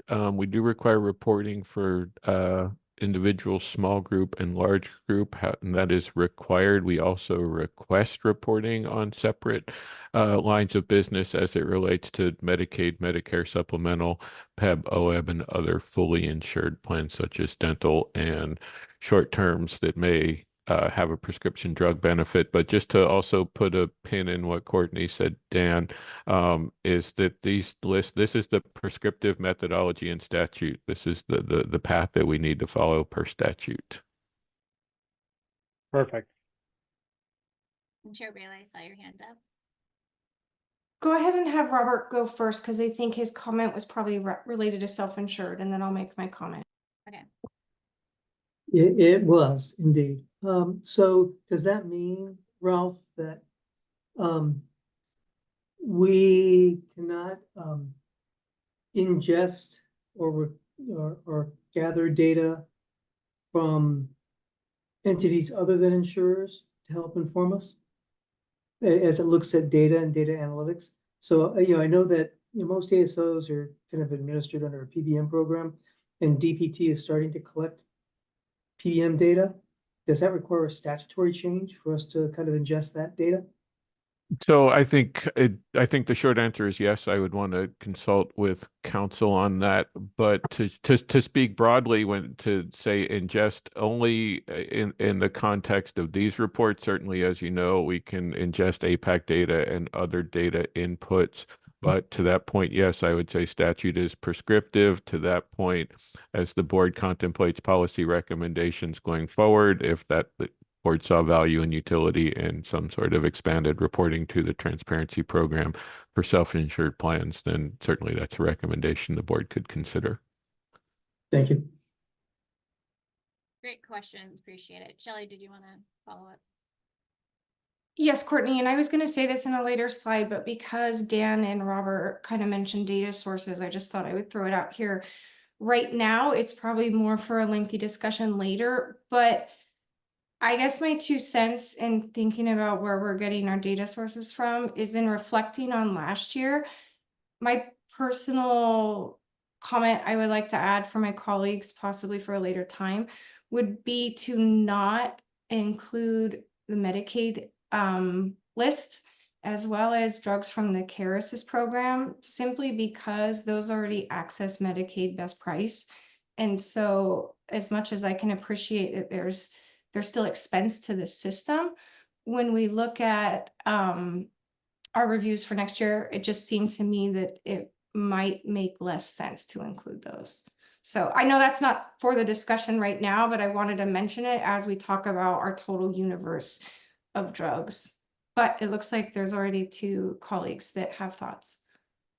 Robert, I saw your hand up first. Go ahead. Oh, you're on mute. I would like to put a pin in that, because, a Medicaid drug rebate pricing is really a fee-for-service kind of function, and there are still commercial rebates affecting, or supplemental rebates, I think, commercial supplemental rebates that affect managed Medicaid that may be determinative, especially in that 3.4%, budget cap, issue that all CCOs have to live within. Amy, Dr. Burns. Yeah, I would agree with Robert. The Medicaid best price really only applies to fee for service. So the majority, 90% of Medicaid lives in the state are not functioning under that umbrella. So I would suggest would you say put a pin in it? Yeah. And then when we start diving into the data more specifically, again, I'm just trying to provide a high level of where we're at right now. But I think again, these are really good conversations to at least help us identify like where the meaningful data points are going to be coming from. But under our statutory requirement, we are to look at, the top insurer reporting and manufacturer reporting drugs. And so manufacturers do two reportings to TPT, which is the annual increase report, which to meet that reporting requirement, the drug has to have $100 or more with a 1 month supply, and it has to have a net increase of 10% or more from the previous year. So it has to meet those two requirements in order for the manufacturer to report it. And with this one, some trade secret information is applied into it, and that's what makes it challenging. Anything regarding manufacturer reporting would have to be reviewed under the executive session, and we're kind of challenged with that just due to the fact that media can attend, and we can't guarantee the protection of the trade secrets. So we're kind of in a little bit of a challenge with that, but it doesn't change that we can't have the opportunity to look at it from whatever is aggregated information that was reported that we can show you. The monthly reporting for new specialty drug, manufacturers report it monthly, but we do have a deliverable requirement to have it submitted quarterly. We are working on setting up that process once we have a better understanding of how to look at the manufacturer drug that's meaningful to make decisions around pricing and cost of the drug from manufacturers. And then on top of that, our statutory requirement is to look at insulin products. APAC is the only place right now we really pull that from. One of the things that we learned from last year is to ensure that we include insulin products in their carrier data calls or any request for information going forward, because that also was a large gap of information that was missed for reviews for insulin drugs. So thank you for the conversation on phase one. Again, this is just based off of our statutory requirement under SB 844. Before I move on to the next slide or next phase, is there any more questions or conversation that needs to happen? No. Okay. So then heading into phase two, so this is looking at our rule 925-200-0010, or sometimes I call it rule 10 or -0010 rule. So this is the rule that was developed and implemented in August for last year. We worked most of last year in the beginning to set up the rules. And so the board determined to, of course, find statutory requirements, look at the DPT carrier list, get those cleaned up. If any carrier drug is on the manufacturer list for the new drug report or price increase report, that drug should be pulled over for review. So those are still very much following our statutory requirements. The rule then provides a lot more insight on with this information, such as looking at the historical and current manufacturer price, the wholesale acquisition cost or the WAC, looking at FDA data, that includes drugs that were approved through the fast track or prior to review, accelerated approval, those kind of things. And then if the drug had therapeutic alternatives or equivalents that help or hinder the cost of the drug, and then does the drug have patent expiration or exclusivity expirations within 18 months. Again, the rule was set up just as the information that was needed for the review process. So it's something we have not had a conversation about that I'd like to kind of put out there now. It doesn't have to be a decision conversation today. But going forward, as we really start, when we get into Rule 10, is identifying the process or the methodology of drilling down. So what it would be a meaningful, meaningful way to look at each of those data points under Rule 10, but maybe in a methodology that determines like maybe therapeutic alternatives would be your first drill down point. If I think it's Maryland that says, you know, if a drug has 9 or more therapeutic alternatives, it's removed off of their review list and it's not going to be reviewed. So you're kind of setting a parameter for what the best methodology would be for the Rule 10. It doesn't have to be in this order that you see. We can change around like what that order should be kind of for the next iteration. But Robert, I want to give you the opportunity to answer your question. Yeah, thank you, Courtney. This phase, if my recollection is correct from last year, was the phase where the list got whittled down really quickly because of all the, well, if A equals B, then you excluded it. So the question I have is really 2 parts, and it's really for the colleagues on the board to kind of opine on, because this is out of my skill set. But are we taking too sharp a knife to this kind of collection of elements that may lead to excluding drugs? Or maybe say it another way, do we think these are all determinative and critical items for consideration in selecting prescription drugs for affordability reviews? I know we have a Rule 20 element that we need to consider, but from a Rule 10 perspective, I just have some questions in my head, but I'm not smart enough to know the answers. And I think with that, Robert, Rule 10 was set up in kind of identifying the meaningful information for the drug review.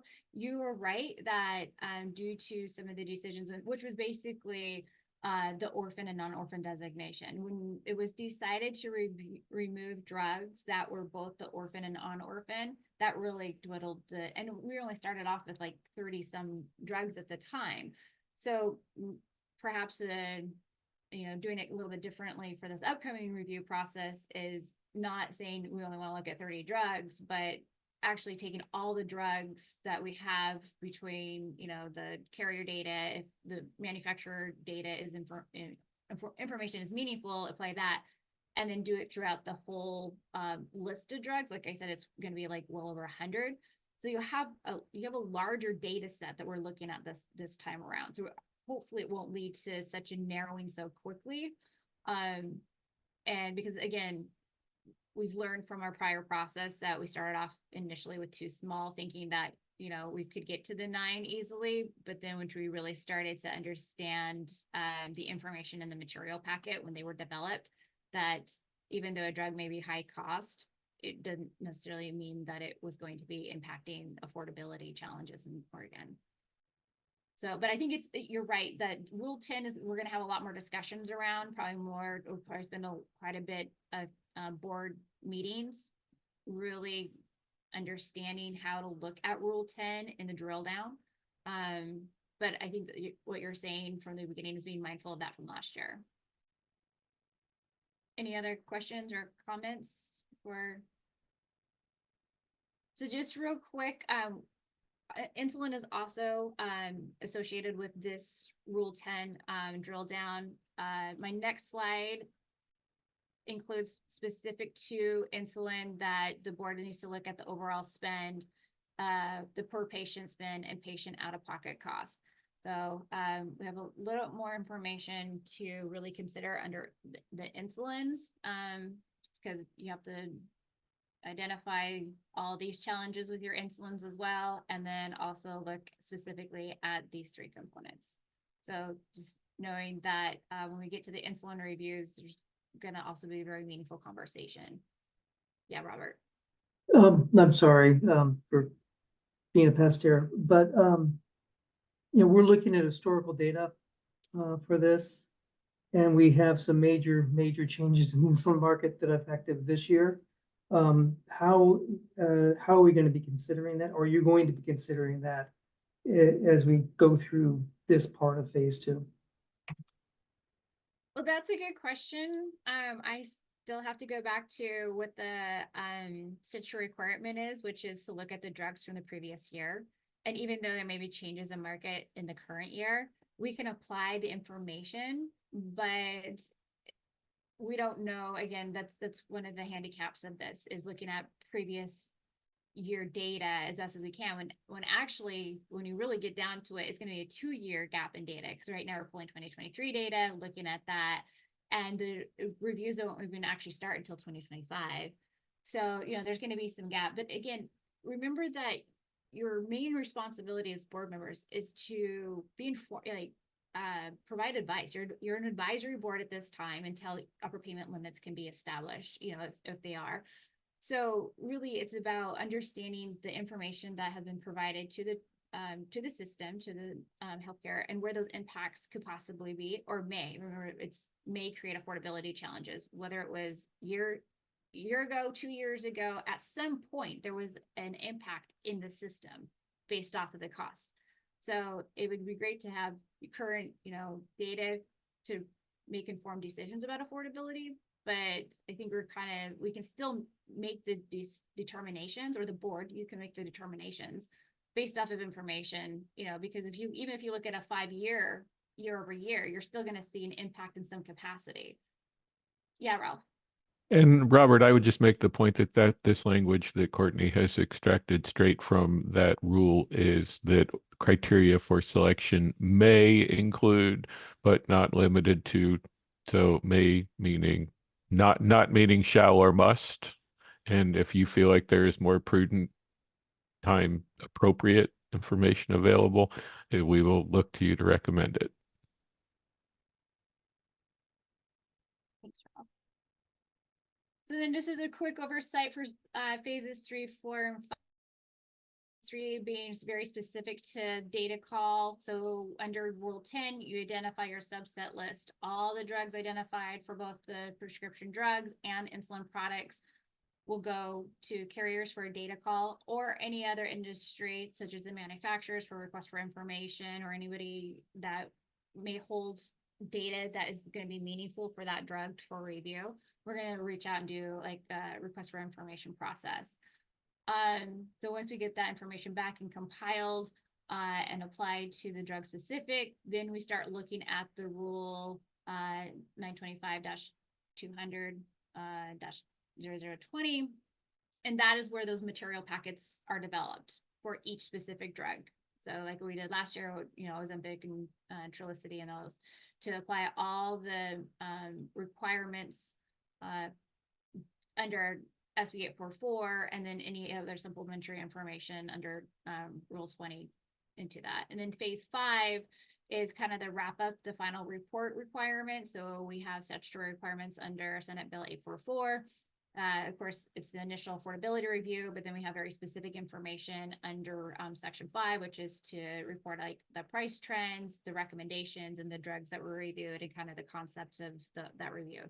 We have to be mindful that even though we determined the affordability review information under Rule 20, we still have a report to write or develop to submit by the end of the year to the legislators, following the SB 844 requirements. So any questions about phase development? Because then I'm going to jump over to another topic. Yes, Chris. I just want just to make sure I understand where the orphan drug exclusion sort of where they get taken out. So I know it has to do with that Rule 20. So in this scenario of the phasing, would we be doing affordability reviews on drugs that were orphan drugs? No, so and again, thank you for asking that question. And I gave it some thought. If a drug is identified specifically as an orphan drug, it should be removed under Rule 10. Because we Okay. know it can't be pulled over. But if a drug has a dual designation for orphan and non-orphan, the board can decide if that is where you want to, if you want to review those drugs or not.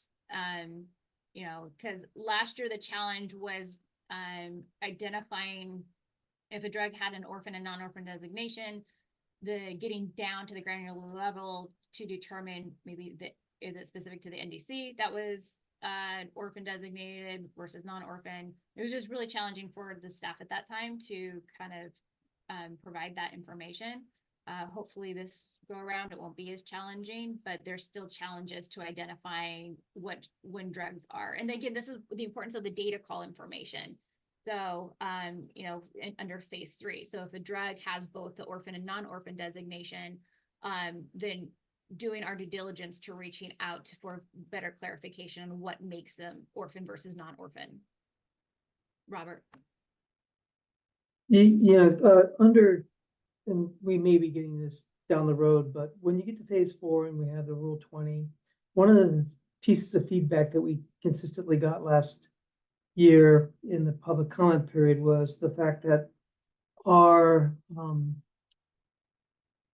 ability to kind of reflect the impact of our decisions on underserved communities was thin or missing.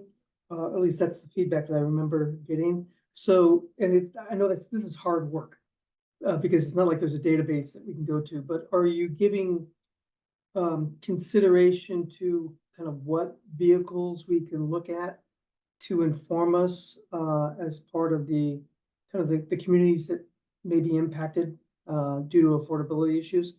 And if so, or would you be soliciting from the board areas that we should think that we'd recommend to staff to explore?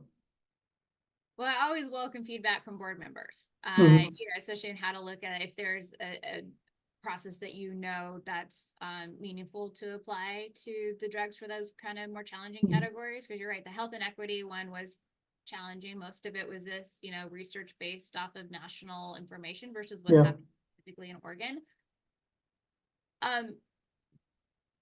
Hopefully, you know, and again, the challenge with last year was that we lost our data reviewers Yeah. at the time when we were really starting to set these up. And so not having access to drill down more specifically to like maybe the APAC data where you can kind of see like on a heat map, you know, those kind of developments without the data analyst or data researcher to really help pull that forward. That was one of the challenges again that we were facing. So my hope is going forward that we can continue to have meaningful conversation with the board members to provide to the staff on ways to look at those sections that are a little bit more challenging, especially around the health and equities and impacted communities of color. Thank you. All right, seeing no more comments, I'm gonna jump kind of into some concepts of how to start setting up review structure going forward. One of the conversations that I know that we're hearing a lot about is how do you define affordability? And our council has given us some great advice that Senate Bill 844 and our rules really already point out how to look at drugs that are unaffordable. And we don't want to create a definition to determine affordability when that's going to very much narrow the scope, maybe too much. And as we've learned, when we start putting definitions and things into rules and structures, you may miss out on opportunities to expand that in future reviews.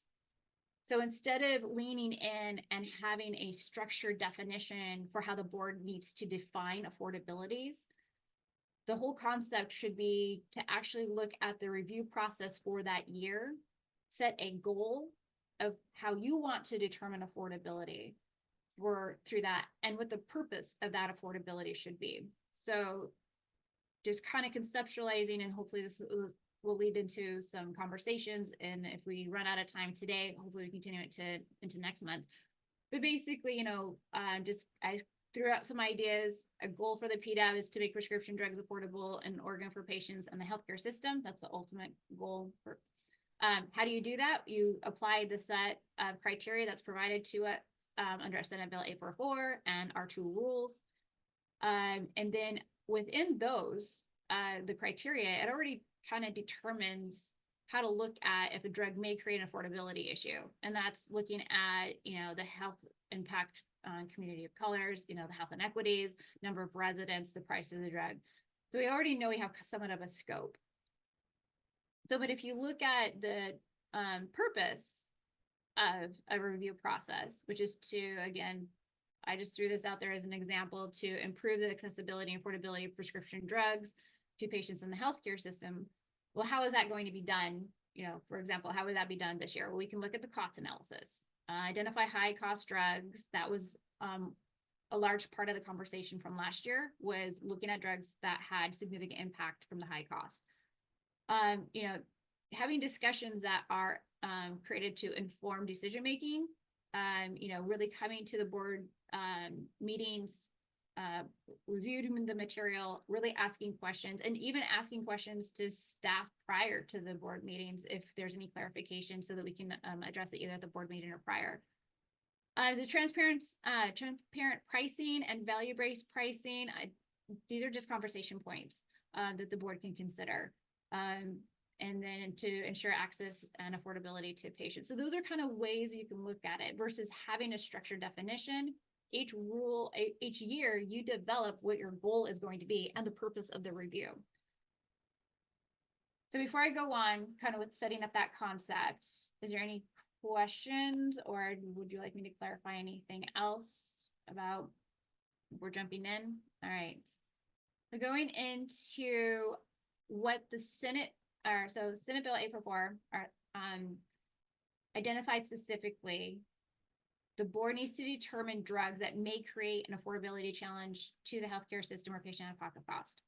So again, the key component is may create an affordability challenge. Well, if you think about what the challenges are, and you set that up to look at each drug specifically, so even though we have the criteria, we drilled down, we looked at Rule 10, we're looking at Rule 20 now, and we know we have all those data points to meet, but some of those data points and the information may be more meaningful for one drug versus another drug, and that could be due to the administration of it. So if the drug is taken, you know, daily versus 4 times a year versus, you know, so what the utilization is and all those other things. You can really set a drug up to see where the most impacted challenges are that you as a board and all your you know, engagement in prescription drugs may have, and we can set that up. So these are just some ideas that I threw out to look at that could create affordability challenges, which is, you know, the cost of the drug, does it have therapeutic alternatives, the number of drugs, the frequency of the drug, where it's at in insurance coverage. So my ask for the board is, even though I provided a kind of a quick snapshot of what I'd really like to know, it doesn't have to be a conversation for today. We can carry it on into, you know, as we dive more into the affordability discussions later on in the next couple of months. But what are other things that you know from your profession that has impacted patients or the healthcare system and from that are creating the challenges? So I think that it's a more meaningful way to look at the requirements that were governed under Senate Bill 844 to do, and hopefully each year provide the clarity needed versus trying to create this overarching definition that's supposed to be meaningful for each drug specifically. Yeah, Robert. So, and this may be the case, I'm trying to remember, but of cost of the drug, you've got the cost of the drug at point of service. And then you have the net cost of the drug after all rebates, credits are applied. I seem to recall us having some challenges in marrying the data together with the drug. So you can apply kind of a net cost analysis to this, which to me is critical and determinative. Will we have that ability when we look at this data? Well, that's always gonna be a little bit challenging because we don't have it honestly depends on what data we can get from, manufacturers or anybody else that may have like rebate information, or, we know in APAC we have that, but again, the hope is yes. I want to say the hope is yes, but the reality is it still may be a challenge because we're limited to what we have accessibility to. We can ask industry if they can help supplement some of that information, but if we can't receive it or get it to make that determination, then we'll just keep looking at it with the information that's provided, because that's a requirement. We took the top 25 reported information from the carriers. We know what it is from the manufacturers, and that's the requirement under our statutory requirement to look at that to determine. Everything else is kind of supplementary. But the hope is to have more meaningful, net to gross cost comparisons. Thank you, Courtney. Yeah. Any other questions about this slide? And, is it probably more meaningful to have a more deep dive around setting up the challenges perspective going forward? Does that hopefully make sense for this next setup? All right, thank you. So on to the last slide. Something else that I was kind of strategizing around is also knowing that even though the board is to identify drugs that impact affordability, that have the affordability challenges, also understanding what affordability is. Again, this is where maybe it's the more broader overarching perspective to each drug versus the challenges, which is should be driven at the level of the drug. But kind of looking at affordability as the ability to pay for medications without experiencing financial challenges. And that could be, is the cost of the medication truly affordable? Is the drug placed on the formulary and a plan for the insurance covered really where it should be meaningful? The level of financial stability or income, that was kind of more focused around patient cost. Because we know that low income individuals have a harder time paying for the drugs, or they don't always take their medications because they're rationing, those kind of things. We don't want to contribute to any challenges with that. Affordability also indicates, if the drug has a discount or programs associated with it, and also market competition. So these things is think about as we start gearing up for the next review process. We have two things to look at, not only affordability, but affordability challenges. And it's sometimes more than just the cost of a drug that makes it challenging for people to access. But I appreciate the opportunity to kind of throw out the ideas, and I, of course, I'm happy to have conversations or lead the discussion further as the board starts setting up for the next review. Yeah, Shelley. Thank you, Courtney. I mean, my intention originally in preparing this agenda was for us to start diving in as a board into the more granular specifics of what you outlined to us. But now looking at the clock and realizing that maybe I didn't help get us there, it seems to me like this more deep dive into, now that you've provided us with information on where we were and maybe a roadmap to help support us with where we're going. We may have to get into the deeper dive board discussion on those last final slides that you shared with us at one of our next meetings.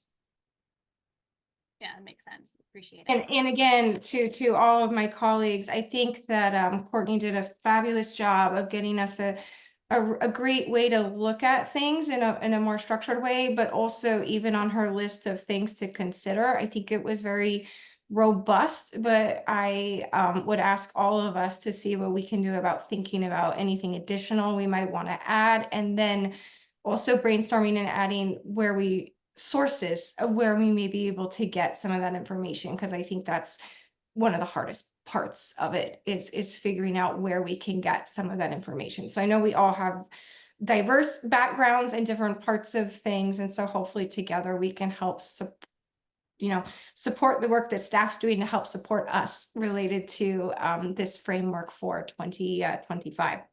So thank you. Before I advance anything related to having Ralph go back and give us an update with his more reliable internet connection, is there any follow-up to what Courtney presented that anyone would like to discuss, or any of the slides she shared? Two came at once. So Mr. Hartung, we'll go ahead and go with you since you haven't had as many opportunities. You have the floor. Thanks. Yeah, so I just, this has been a two-part meeting, one on upper payment limits and one on, thinking through about what affordability means. That's how I look at both these things. And I feel like they kind of, some of these concepts that were listed in Courtney's presentation may come into sharper focus during our discussion of the upper payment limit thing, if we get to that stage. Things like value, outcomes, frequency, drug convenience, things like that. I think those are more salient to discussions around actual upper payment limit and what we think drugs should cost. Affordability means, I feel like is the drug too expensive? It's pretty simple. And are people or health systems making choices, trade-offs, because drugs are too expensive for either patients or healthcare system? So how you come to that, I think, is obviously super challenging, but I think all these factors that we've gone through are useful, but maybe we may kind of throw them up and put some of these in your discussions of upper payment limit and really focus on the cost issues when we talk about affordability. Those are my opinions.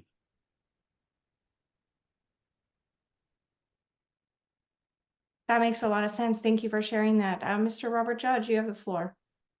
Thank you, Chair Bailey, and I agree with what Dan just said, but on the affordability slide, Courtney, that you had up, the elements that at least what I took away from that slide were mostly affordability as it relates to patient. Well, SB 844 doesn't specifically identify affordability as a payer issue. I think it's implicit in that, since it's a healthcare system issue. And so I wanted to make sure that we've captured that when we think about affordability, we have to think about it in terms of affordability to patients and the payers.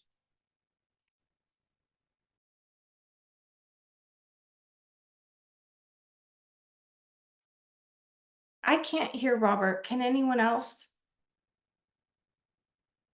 I think he's done, but John has his hand up. Okay. Oh, yeah. Mr. Murray. Yeah, I was able to hear him. I'm not sure if everyone else was. Yeah. Must be my internet. It cut out at the end. My apologies.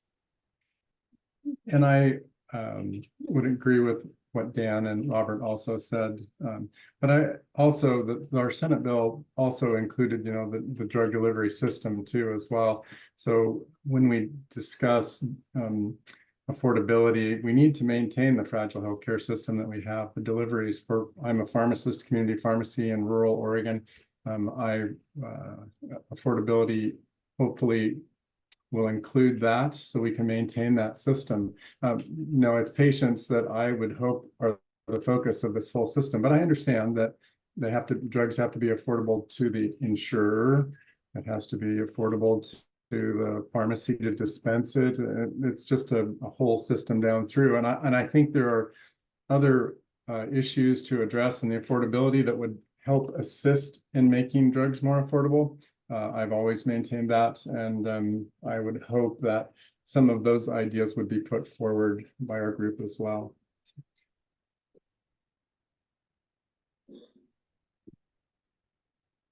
Thank you for sharing.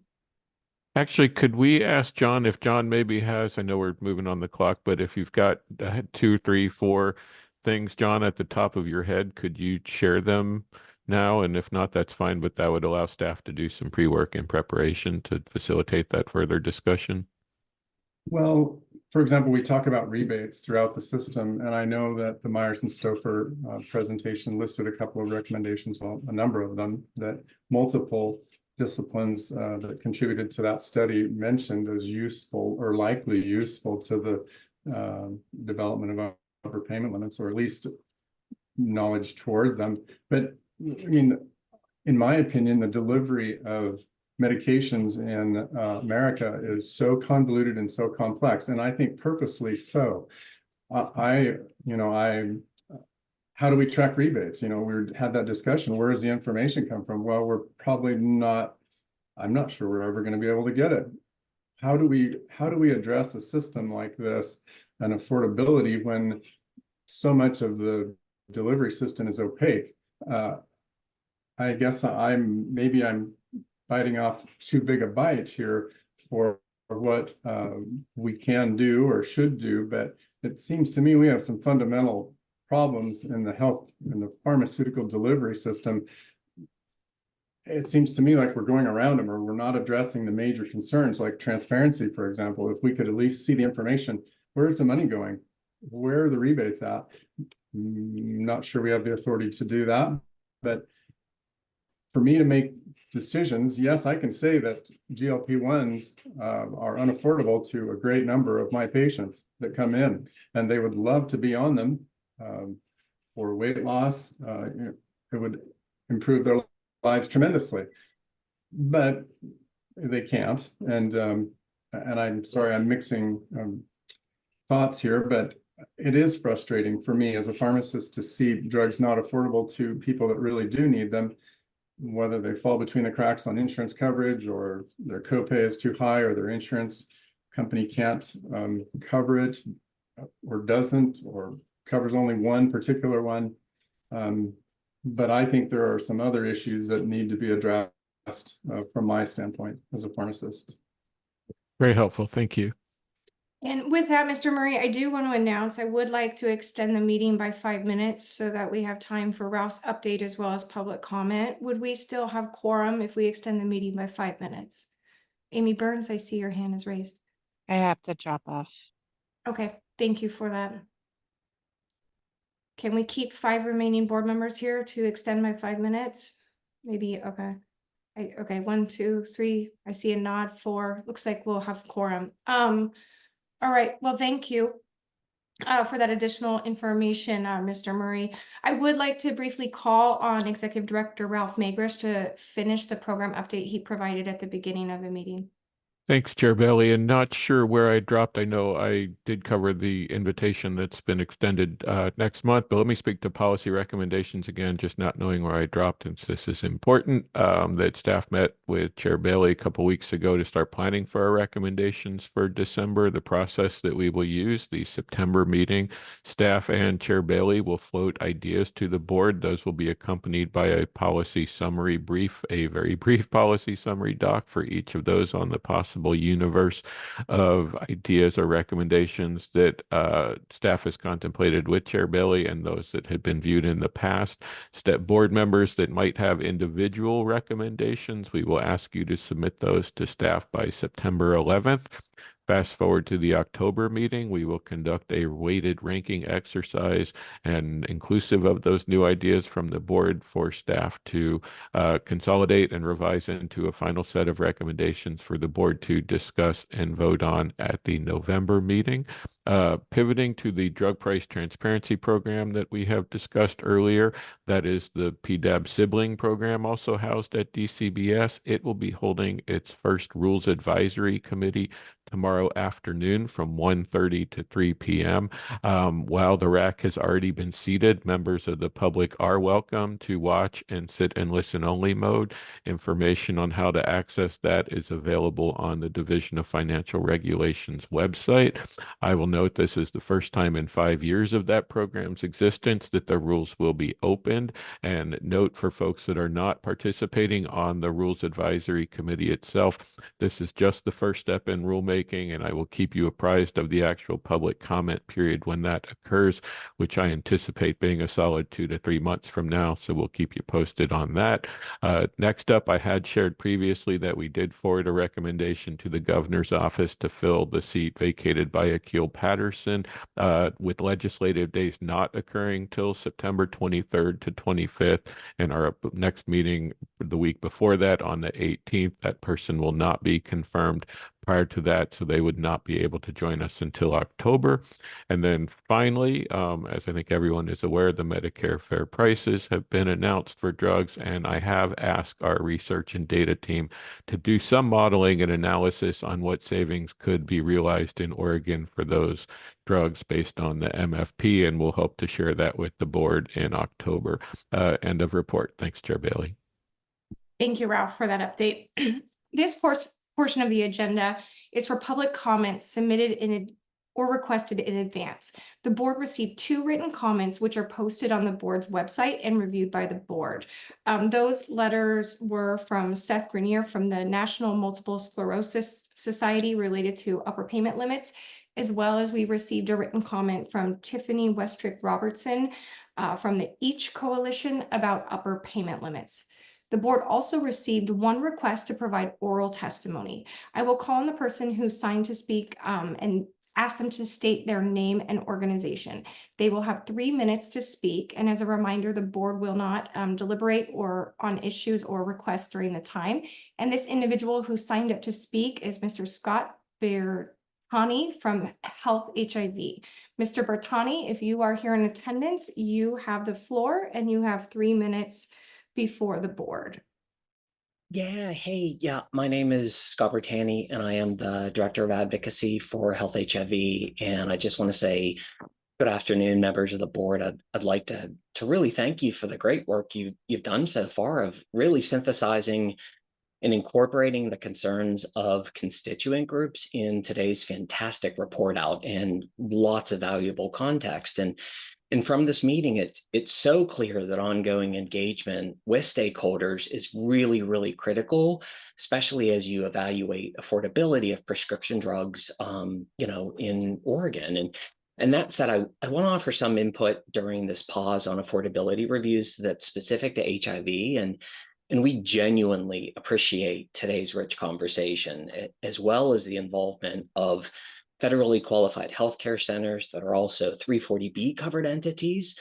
But we noticed that 2 of the largest community-based 340B HIV service organizations and the state's AIDS Drug Assistance Program, or CARES Assist, they were not included in the July constituent discussions. And we anticipate that their input would really greatly enhance the representation of the Oregon HIV care continuum, which is an ecosystem unto itself because it had to be, which is separate from federally qualified healthcare centers that may be, in fact, 340B clinics. There are community-based 340B clinics. And I think you had intimated that because I think it's helpful, because during previous meetings, there was mention of discussions between OHA, which oversees Care Assist, and certain 340B service providers and the board about some potential impacts of the HIV care ecosystem, especially concerning, the impacts of any resulting work products. And Care Assist, it plays a central role in ensuring that low-income Oregonians living with HIV can really access and afford their medications and outpatient services. And as we move forward, we would greatly appreciate any updates on these discussions, particularly involving additional payers like the HIV Care and Treatment Program under OHA, which clearly is essential for coordinating services for people with HIV, especially those on Medicaid. And that HIV feedback loop would be greatly appreciated. It sounds after today that the board staff has been in discussion with the state Medicaid agency, and we really would encourage some of that communication as well, you know, especially as you look to outside states for legislation for some real world solutions. Their shared impact could significantly inform Oregon's board recommendations. And we're really encouraged by the prospect of hearing about and then incorporating those perspectives. But thank you again. I appreciate the time. Absolutely. Thank you for your comments. With there being no further business before the board, all in favor of adjourning today's meeting? Oh, actually, I think I need to announce our next meeting. So sorry for my pause here. I guess I would like to remind everyone that our next meeting is not in my notes, so I'll have to look at my calendar. So sorry for so first of all, I want to announce that we have our next meeting on September 18th, 2024 at 9:30 a.m. So please join us for our next meeting. But moving forward, with there now being no further business before the board, all in favor of adjourning the meeting, please say yes. Yes. Yes. Yes. Any opposed, please say no. All right, meeting adjourned. Thank you, everyone.